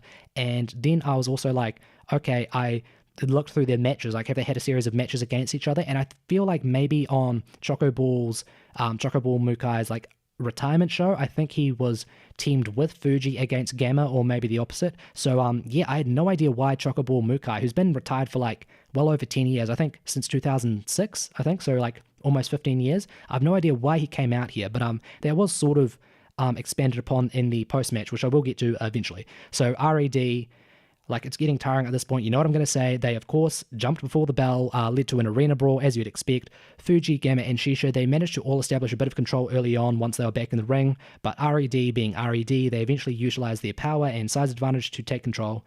If it sounds like I'm being a bit robotic going through this stuff, it's because I was, there'd been some good, even great matches on the other two Champions Gate shows, and here, this show thus far wasn't, really blowing me away, and this match wasn't doing anything to change that trend. So, going back on these notes, I'm sort of just reminding myself how dull the show was up to this point. R.E.D. mostly remained in control for a while, but then Don Fuji managed to actually pin Yoshida with the Ghetto Clutch for the win. So that sort of came out of nowhere, like the idea is Yoshida pinned Yoshino, and then Don Fuji pinned Yoshida. So I guess we can safely say by the order of, whatever that, law is that people like to use, that Don Fuji is greater than Yoshino. Can we make that claim? So yeah, the match was fine, ended a bit abruptly, but I guess I'm interested in the choice they had to have Fuji pin Yoshida, who is one of the Triangle Gate champs, but that's the annoying thing about Dragon Gate that I've found. As I've been following them, even when a Twin Gate or a Triangle Gate member themselves, like, if they're in an extended multi-man tag match and they get pinned, the champion gets pinned, that usually won't result in a title challenge being gifted to the person who pins them alongside, whoever else the person who gets the pin decides to align themselves with. It's usually only if it's like a pure tag team match, like if it's 2 versus 2 and either of Big Ben get pinned, then it's then the person gets gifted a twin gate challenge. But if it's Big Ben in a larger multi-man tag match, maybe alongside other R.E.D. members like Kanda and Park, and either of Shimizu or Benkei get pinned, then that somehow doesn't count as whoever pins them getting a Twin Gate title shot alongside a member of their choice. So it sort of seems like a bit of an inconsistency there, because I don't think I checked the translations, and I don't think Fuji made a challenge for the Triangle Gate titles after this. So it's like, what were they really going for there? I guess they did, as I said, they did sort of expand upon that, because in the post-match, Fuji and Gamma, they went on mic and they announced their intentions to introduce a new group to Dragon Gate. So that sounds pretty cool. Even if they're all veterans, like and they can't really go anymore, they still work really hard. I thought all three of them, Fuji, Gamma, and Shisha, they all worked really hard here, and it's always more fun to have more factions, more units in Dragon Gate. So I'm excited for that. And they sort of celebrated with Chocoball Mukai, and so that made me think, okay, maybe this dude's coming out of retirement after like 13 years, or else why else would they introduce him? But maybe they're just generally like friends outside of the ring. Maybe they were friends back then but never really interacted directly. So yeah, no idea what's happening there, but more units, more fun. This next match, this was the worst match on the show, and probably the worst match I've seen from Dragon Gate this entire year. This was Ryo Saito versus Takuya Sugawara, who's actually from 01. So Sugawara, he's competed in Torimon and Dragon Gate for a few years in the early 2000s. He was also part of El Dorado, which I understand was sort of like another Dragon System promotion, sort of like T2P and also Dragon Door, I believe. So El Dorado, another sort of promotion alongside those likes. I have no clue what his history was with Saito in order to set this match up. I saw that they used to face off in their old stables, which was Eigen Iso for Sugawara, not sure on the pronunciation of that, please don't crucify me, and Do Fixer for Saito. And according to Cage Match, they were both part of Real Hazard at one point, though Cage Match didn't list them having any matches where they fought alongside each other. So I think they may have been part of the stable at different times and never really crossed paths to actually be teammates. So yeah, not really sure why this match was set up. Sugawara, well, I mean, I say that, it did sort of get expanded upon at the end of the match, just like with the previous match. So Sugawara, he was easily in control at the start of this match. Saito eventually started going, staging a comeback and giving Sugawara a bit more of a serious challenge. After a while, Sugawara began using the turnbuckle pad against Saito, causing Saito to try use it in turn. So, the match sort of deteriorated, and from there, Sugawara purposely attacked the ref, resulting in a DQ win for Saito.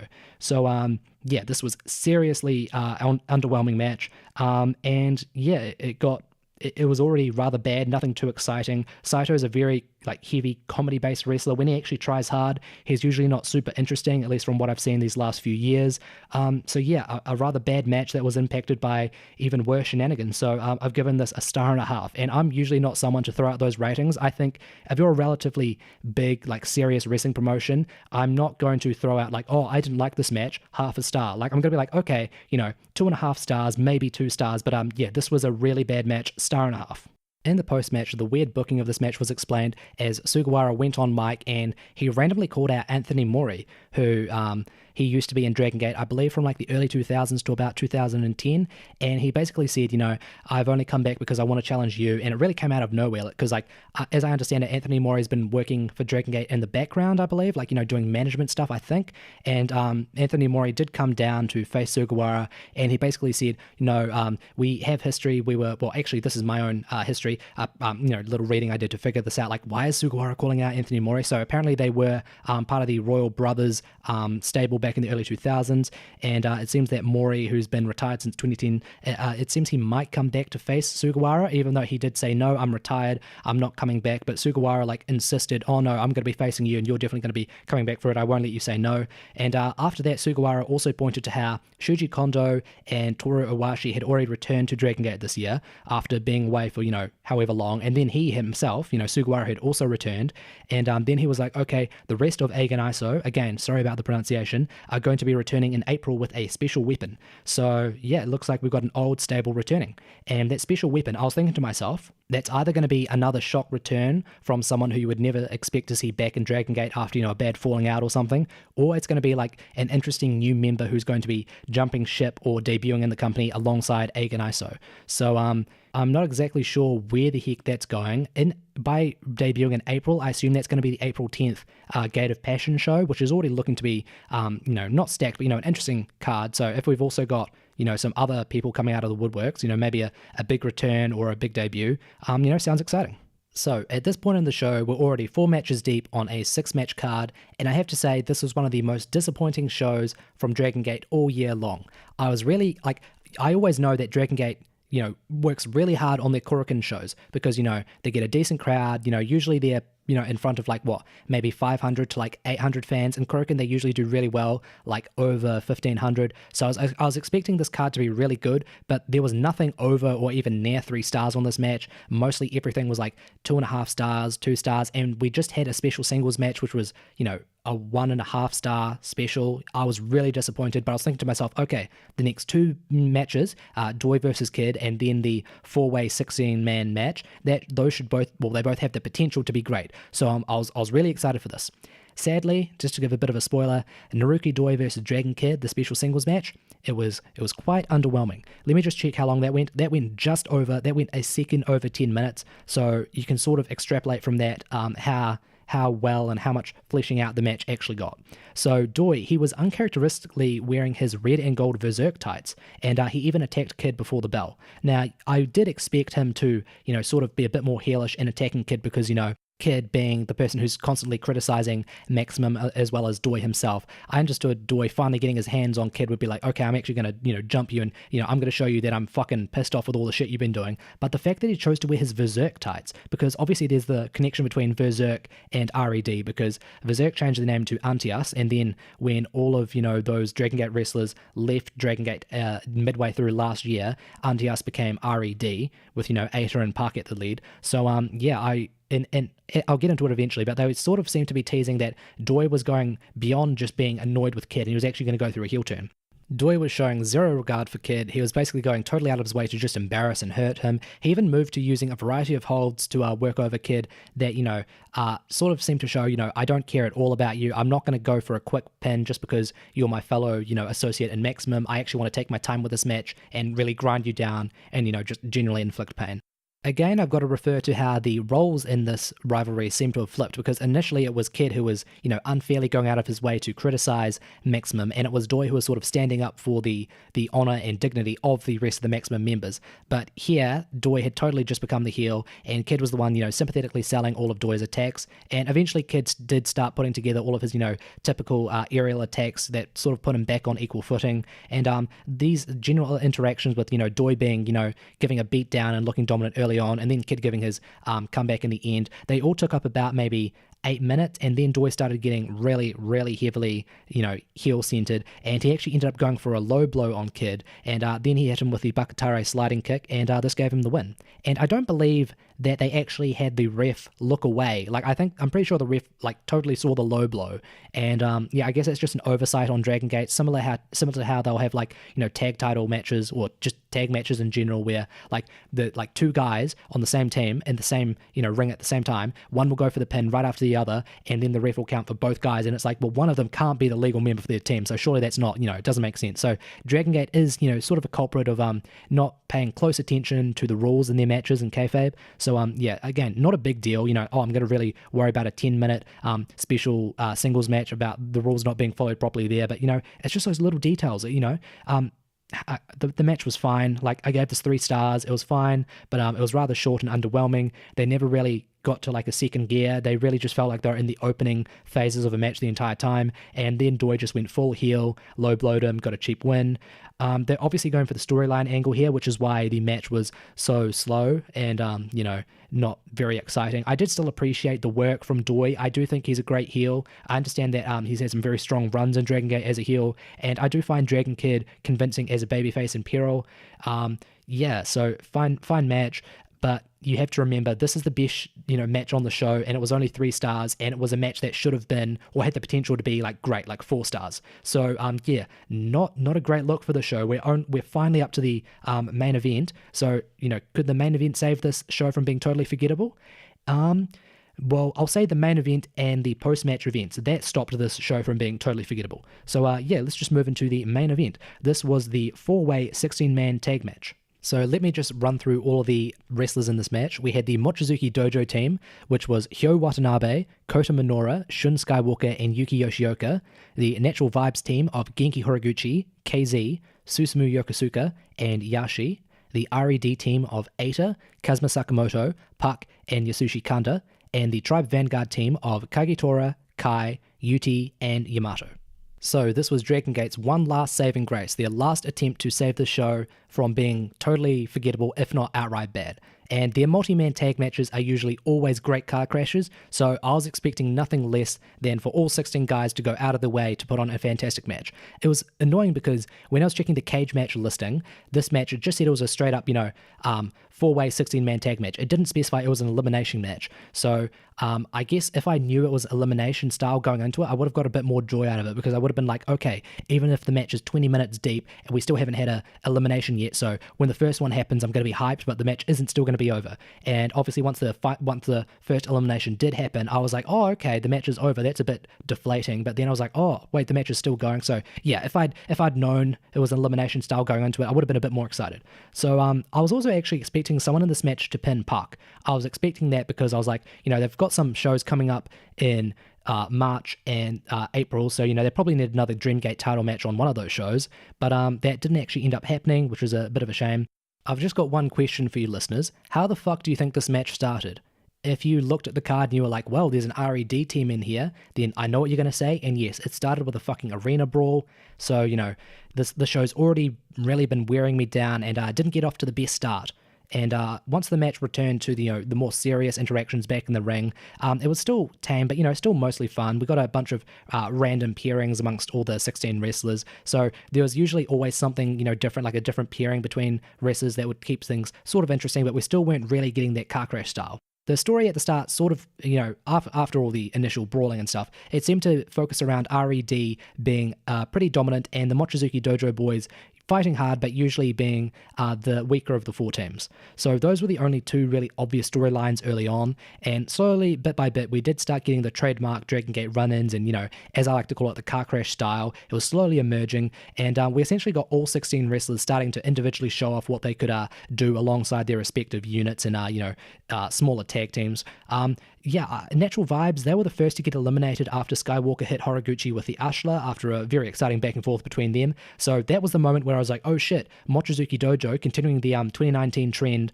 of the rookies getting, the upset win, and Mochizuki Dojo were actually the last team to insert themselves into this big main event match back in when it was set up on the when was it? On the Korakuen show in February. So I was really, hyped for that, even if the match at that point, if it ended there, would have been rather underwhelming. I was also disappointed that Natural Vibes was the first to get eliminated, because I was like, oh damn, I don't get to see more of KZ, which is, obviously KZ is one of my favorites at the moment. So that was a bit disappointing. It was still really cool seeing the Mochizuki Dojo boys start to stand out, and after their first elimination, they started hitting more of their usual dives. They were the most, acrobatically and athletically impressive team in this match by far, because they're the young guys, they've got a chip on their shoulder, they've got something to prove up against the veterans and the established stars, and I thought they did really well. And there was also a really cool spot where they were going, I can't remember what the actual moment was, so forgive me for that, but there was one moment where they were really struggling against, I believe it was R.E.D, and Mochizuki himself got in the ring and helped his boys out, sort of being like, they can fight for themselves, but this one moment, things are unfair, so I'm going to help them out as their mentor. And that was a cute little moment. But Park sadly quickly eliminated the Mochizuki Dojo team after hitting a beautiful 450 splash and then a brutal looking Liger bomb on Watanabe.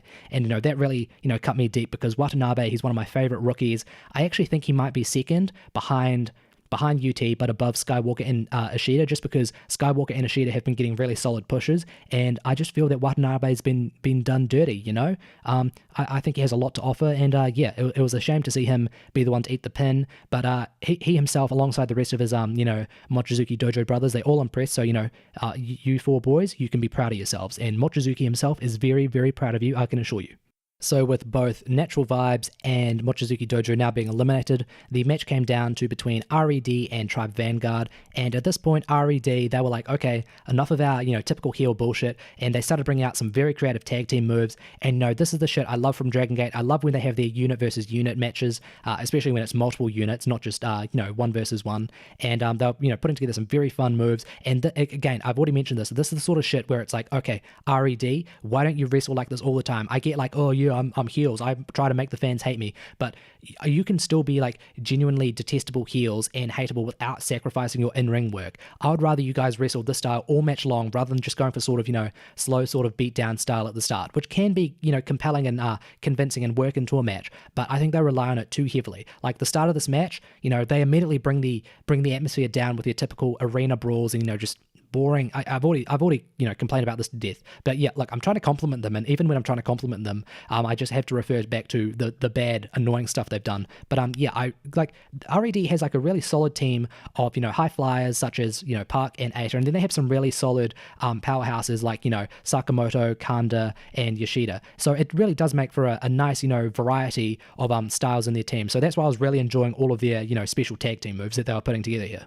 We once again return to the storyline of R.E.D sort of imploding with tension as Ben-K went for a spear. And remember, Ben-K and Shimizu, they were not in this match because Eita himself was like, I'm not choosing you, because that was back at the Korakuen Hall show where, shit was going down. Big Ben were falling apart, and Eita was like, you guys aren't worth it. Even though you're Twin Gate champions, I'm not going to choose you to be in the R.E.D team. So Ben-K, I believe Shimizu had also already got involved, and I think he actually had helped out at the time, but then Ben-K tried to get involved and he accidentally speared Kanda. And so this then allowed Yamato to, pick off of that momentum. He hit Kanda with the Galaria and ended up getting the win for Tribe Vanguard. So, and guys, I know you're probably sick of me saying it at this point. I'm sick of saying it, but the match ended just as it was getting good. And like, I've got Cage Match open. Let me see how long did this match last? Let me check.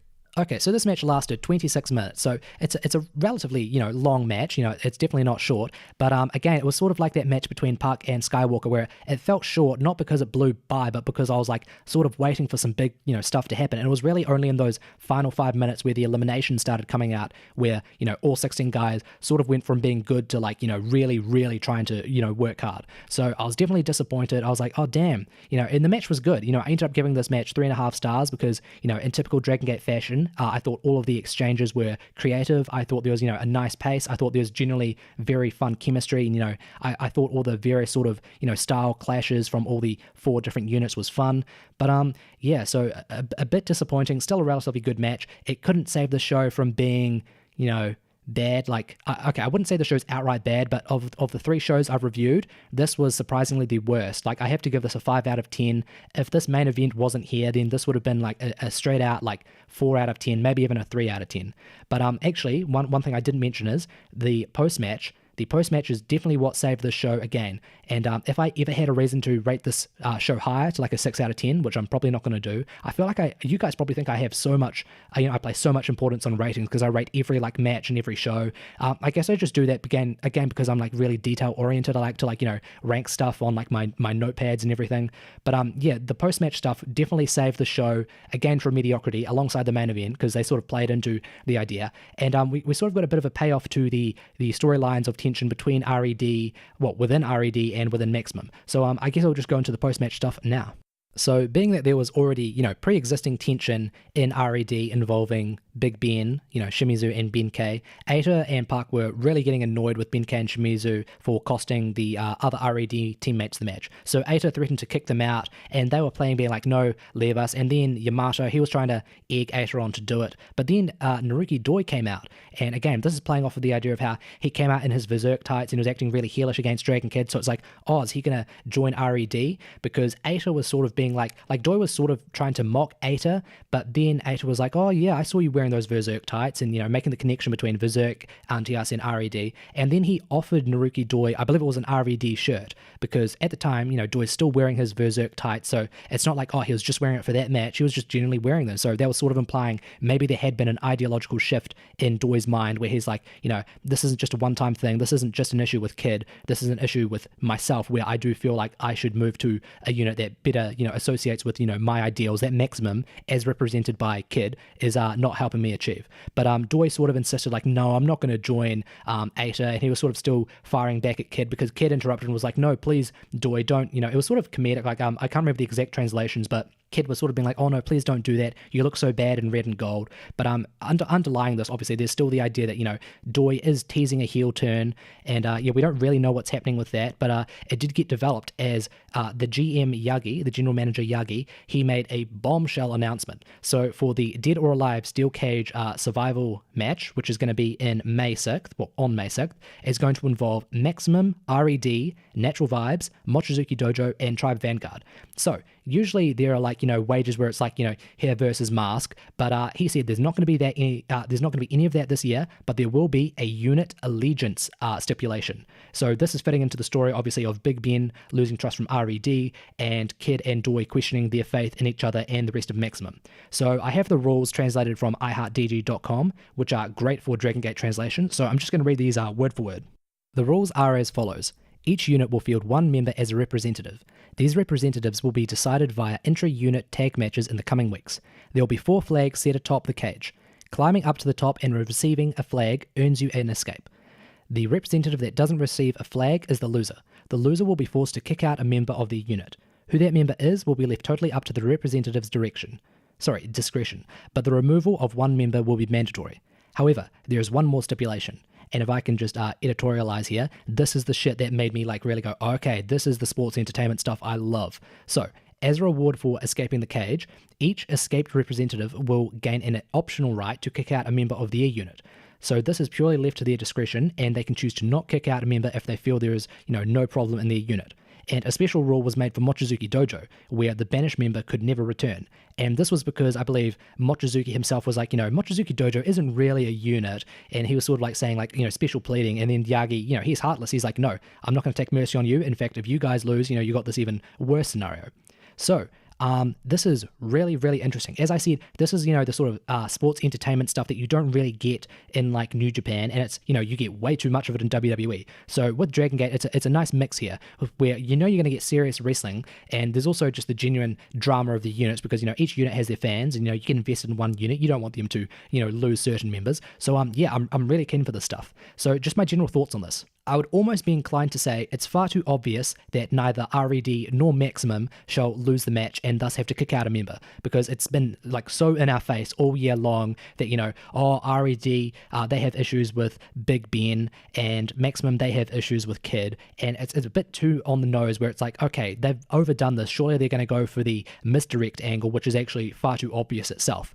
But then I was thinking to myself, that extra stipulation where even if the representative wins, they can choose to kick out a member, that adds a lot more drama, because then, like, obviously, I guess there is the opportunity where, there is the possibility where only the loser does in fact choose to, has to kick out a member, and all the other representatives who win choose not to. I feel like that would sort of be a waste of the stipulation, but it would also itself, it wouldn't be totally wasted because it would still have the drama of, maybe the R.E.D team or the Maximum team do finally come to terms with their issues with the other members and are sort of like, okay, we had issues, but, we can put this past each other and I'm not going to kick you out. So, sort of possibility for some heartwarming moments there. But I do think we're going to see at least 2 units kick members out. I don't think both R.E.D and Maximum will kick out members. It is possible, but I think that might be a bit too much because I don't think either of them will lose, as I said. So that means you'd have to have 3 units lose a member. Although, if that happens, then maybe those 3 unit members who are kicked out could form, their own new unit in future, maybe in a few months' time or something with some other, unassigned wrestlers on the rest of the Dragon Gate roster. So, there's a lot of fun speculation to go through here. And I wrote quite a few notes about this. So I guess I'll just go over the few more that I have. Obviously, I can't really provide much super interesting or insightful speculation without knowing who the representatives will end up being, because obviously there's a major difference between if Naruki Doi ends up being the rep or if Kid does, because then either of them could choose to keep the other or kick the other, But one thing I do think is almost guaranteed is that I think Tribe Vanguard will be safe. I think they'll get a flag, and I think they'll choose to keep all their members, because as Yamato himself pointed out to Yagi, they've already lost so many members because they've lost BB Hulk, they've lost Flamita, and they've lost Yosuke Santa Maria. So if they lost another member, I think that'd be down to only 3 members. And then can you really call it a unit at that point? I feel like you have to have like 4 wrestlers at minimum to be a unit. Otherwise, you're just like a triangle gate prospective team.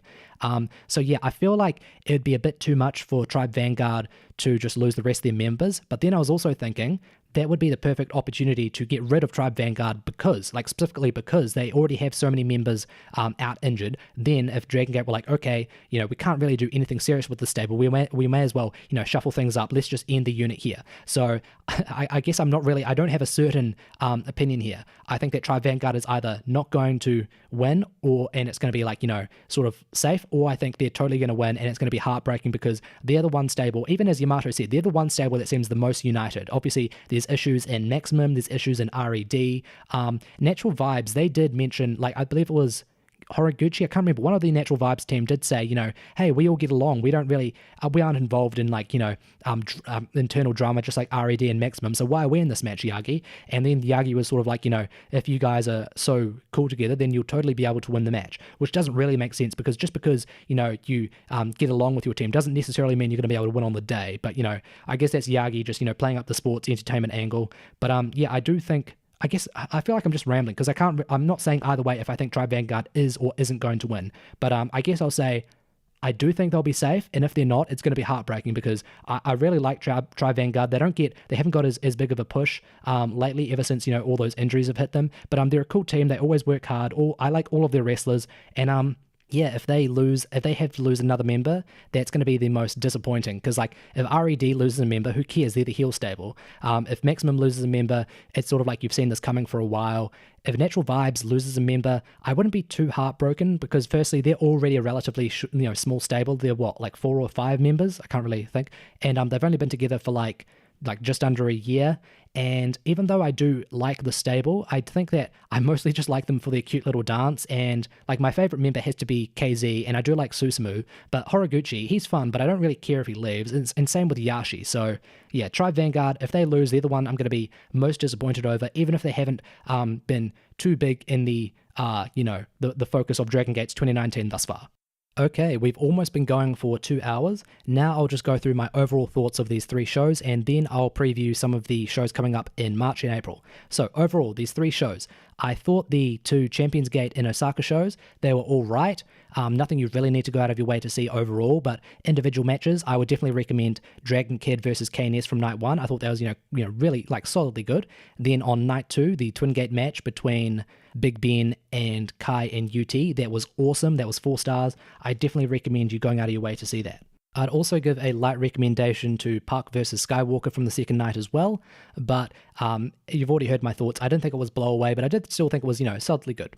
And then for the third night, again, this was the weakest of the shows. I gave this a 5 out of 10 overall. It was really only the main event and, the sports entertainment storyline stuff after the main event that made the show at all worthwhile. But that main event itself, it was quite good. I gave that 3.5 stars as well. I feel like other people might enjoy that more than me, although I feel like others would agree that it was a bit underwhelming. But so those are the 4 matches I'd recommend from these 3 shows. Standout match, definitely the Twin Gate match on the second night. Most outstanding wrestler, I would have to give to UT, just because of that fantastic performance he gave in the Twin Gate match, and also just because those final few minutes of the match were outstanding. He looked like a total star.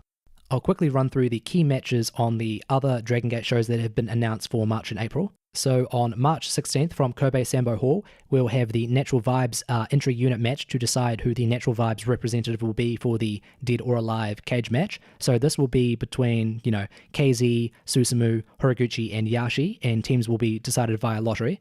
Then on March 17th in Aichi from Nagoya Congress Center, we will have the Tribe Vanguard intra-unit match. So this will be between Yamato, Kagetora, Yuti, and Kai, which will also be decided via lottery.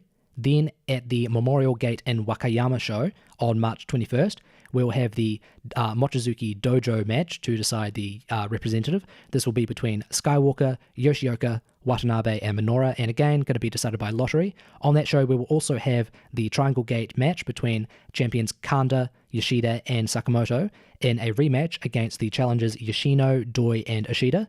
And we will also have, which I believe is going to be the main event, the Brave Gate title match between Dragon Kid and Susumu. So that show itself, the Memorial Gate in Wakayama show from March 21st, that sounds really cool. Then we have the Gate of Passion show, which is going to be April 10th, and this is going to be in Korakuen Hall. So we're going to have another 20th anniversary match. So this is going to have Eigen Aisho. Again, sorry about the pronunciation. So this is going to be Shuji Kondo, Brother Yashi, Toru Iwashi, Takuya Sugawara, and whoever this secret weapon is, and this is against the team of TBD, so it's going to be announced later. Then we are also going to have the R.E.D. intra-unit match, and the teams have already been established. They were established at the end of the third night, so this is going to be Eita and Yoshida up against Big Ben, and then we have the maximum intra-unit representative deciding match, and this is going to be Doi and Kid, who actually surprisingly teamed up. It was actually Doi who was like, I'd like to work with Kid. He sort of did it totally out of the blue, and the crowd was like, oh. And then Yoshino actually got a bit offended. So again, they're really teasing the tension between Maximum. I still feel it's a bit too on the nose. I feel like they're going to go for their swerve where it's like, oh, they had so much tension. Even Yoshino got in on the tension, but now they're okay. Anyways, that Naruki Doi and Dragon Kid team is going to be going up against Yoshino and Ishida. And also, I checked Dragon Gate's Twitter for this, and lucky I did, because this is really interesting. Strong Machine J, who is the son of Super Strong Machine, who wrestled for the longest time in New Japan and actually recently retired at their show, I believe late last year or earlier this year, I can't remember. So he's going to be making his debut in Dragon Gate, and so that itself is interesting. The guy who has had a long history with New Japan decides to have his son debut in Dragon Gate, and he's going to be debuting alongside these unknown Strong Machines F and G in a match against Natural Vibes, and that's going to be also on that Gate of Passion show from April 10th in Korakuen Hall. So I'm trying to think to myself, what wrestlers in Dragon Gate have the initials F and G, and it speaks to how much of a newbie I guess I am, because I couldn't immediately put them together, and I still can't. Nothing's coming to mind right now. Maybe they're newly debuting members, or hey, maybe these Strong Machine guys won't even be actually full-time Dragon Gate members from here on. Maybe Strong Machine J is just making his debut, like his general wrestling debut, but then he'll become like a freelancer or something. So who knows? Do we really need to read anything too important into that? I don't think so. I don't know if Super Strong Machine is that big of a deal for Dragon Gate, so I can't imagine his son is, at least right now. So that finally brings us to an end of this 2-hour-long review of Dragon Gate's early March shows. If you've made it this far, I just want to give you a big shout out. Thanks for that. I'll just quickly run through my plugs. So you can check me out on Twitter at Puregrade Puro. That's Puregrade Puro. You can also check me out on YouTube, Podbean, and iTunes. Just search Puregrade Progress.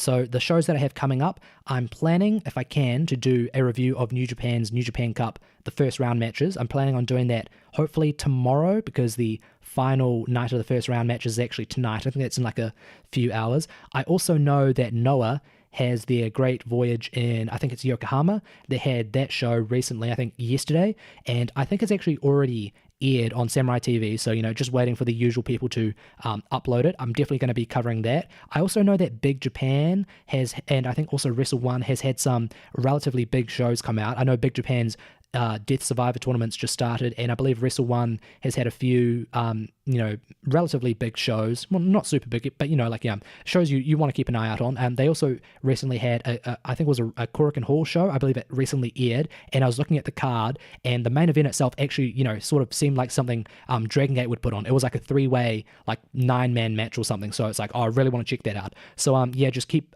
tuned to my feed on Podbean, iTunes, and YouTube. Obviously, you'll see the reviews and previews or whatever as they drop. And that's it from me, guys. Thanks for taking along. I love the time I've had with you, but it's time we depart. So peace, goodbye forever, see you soon.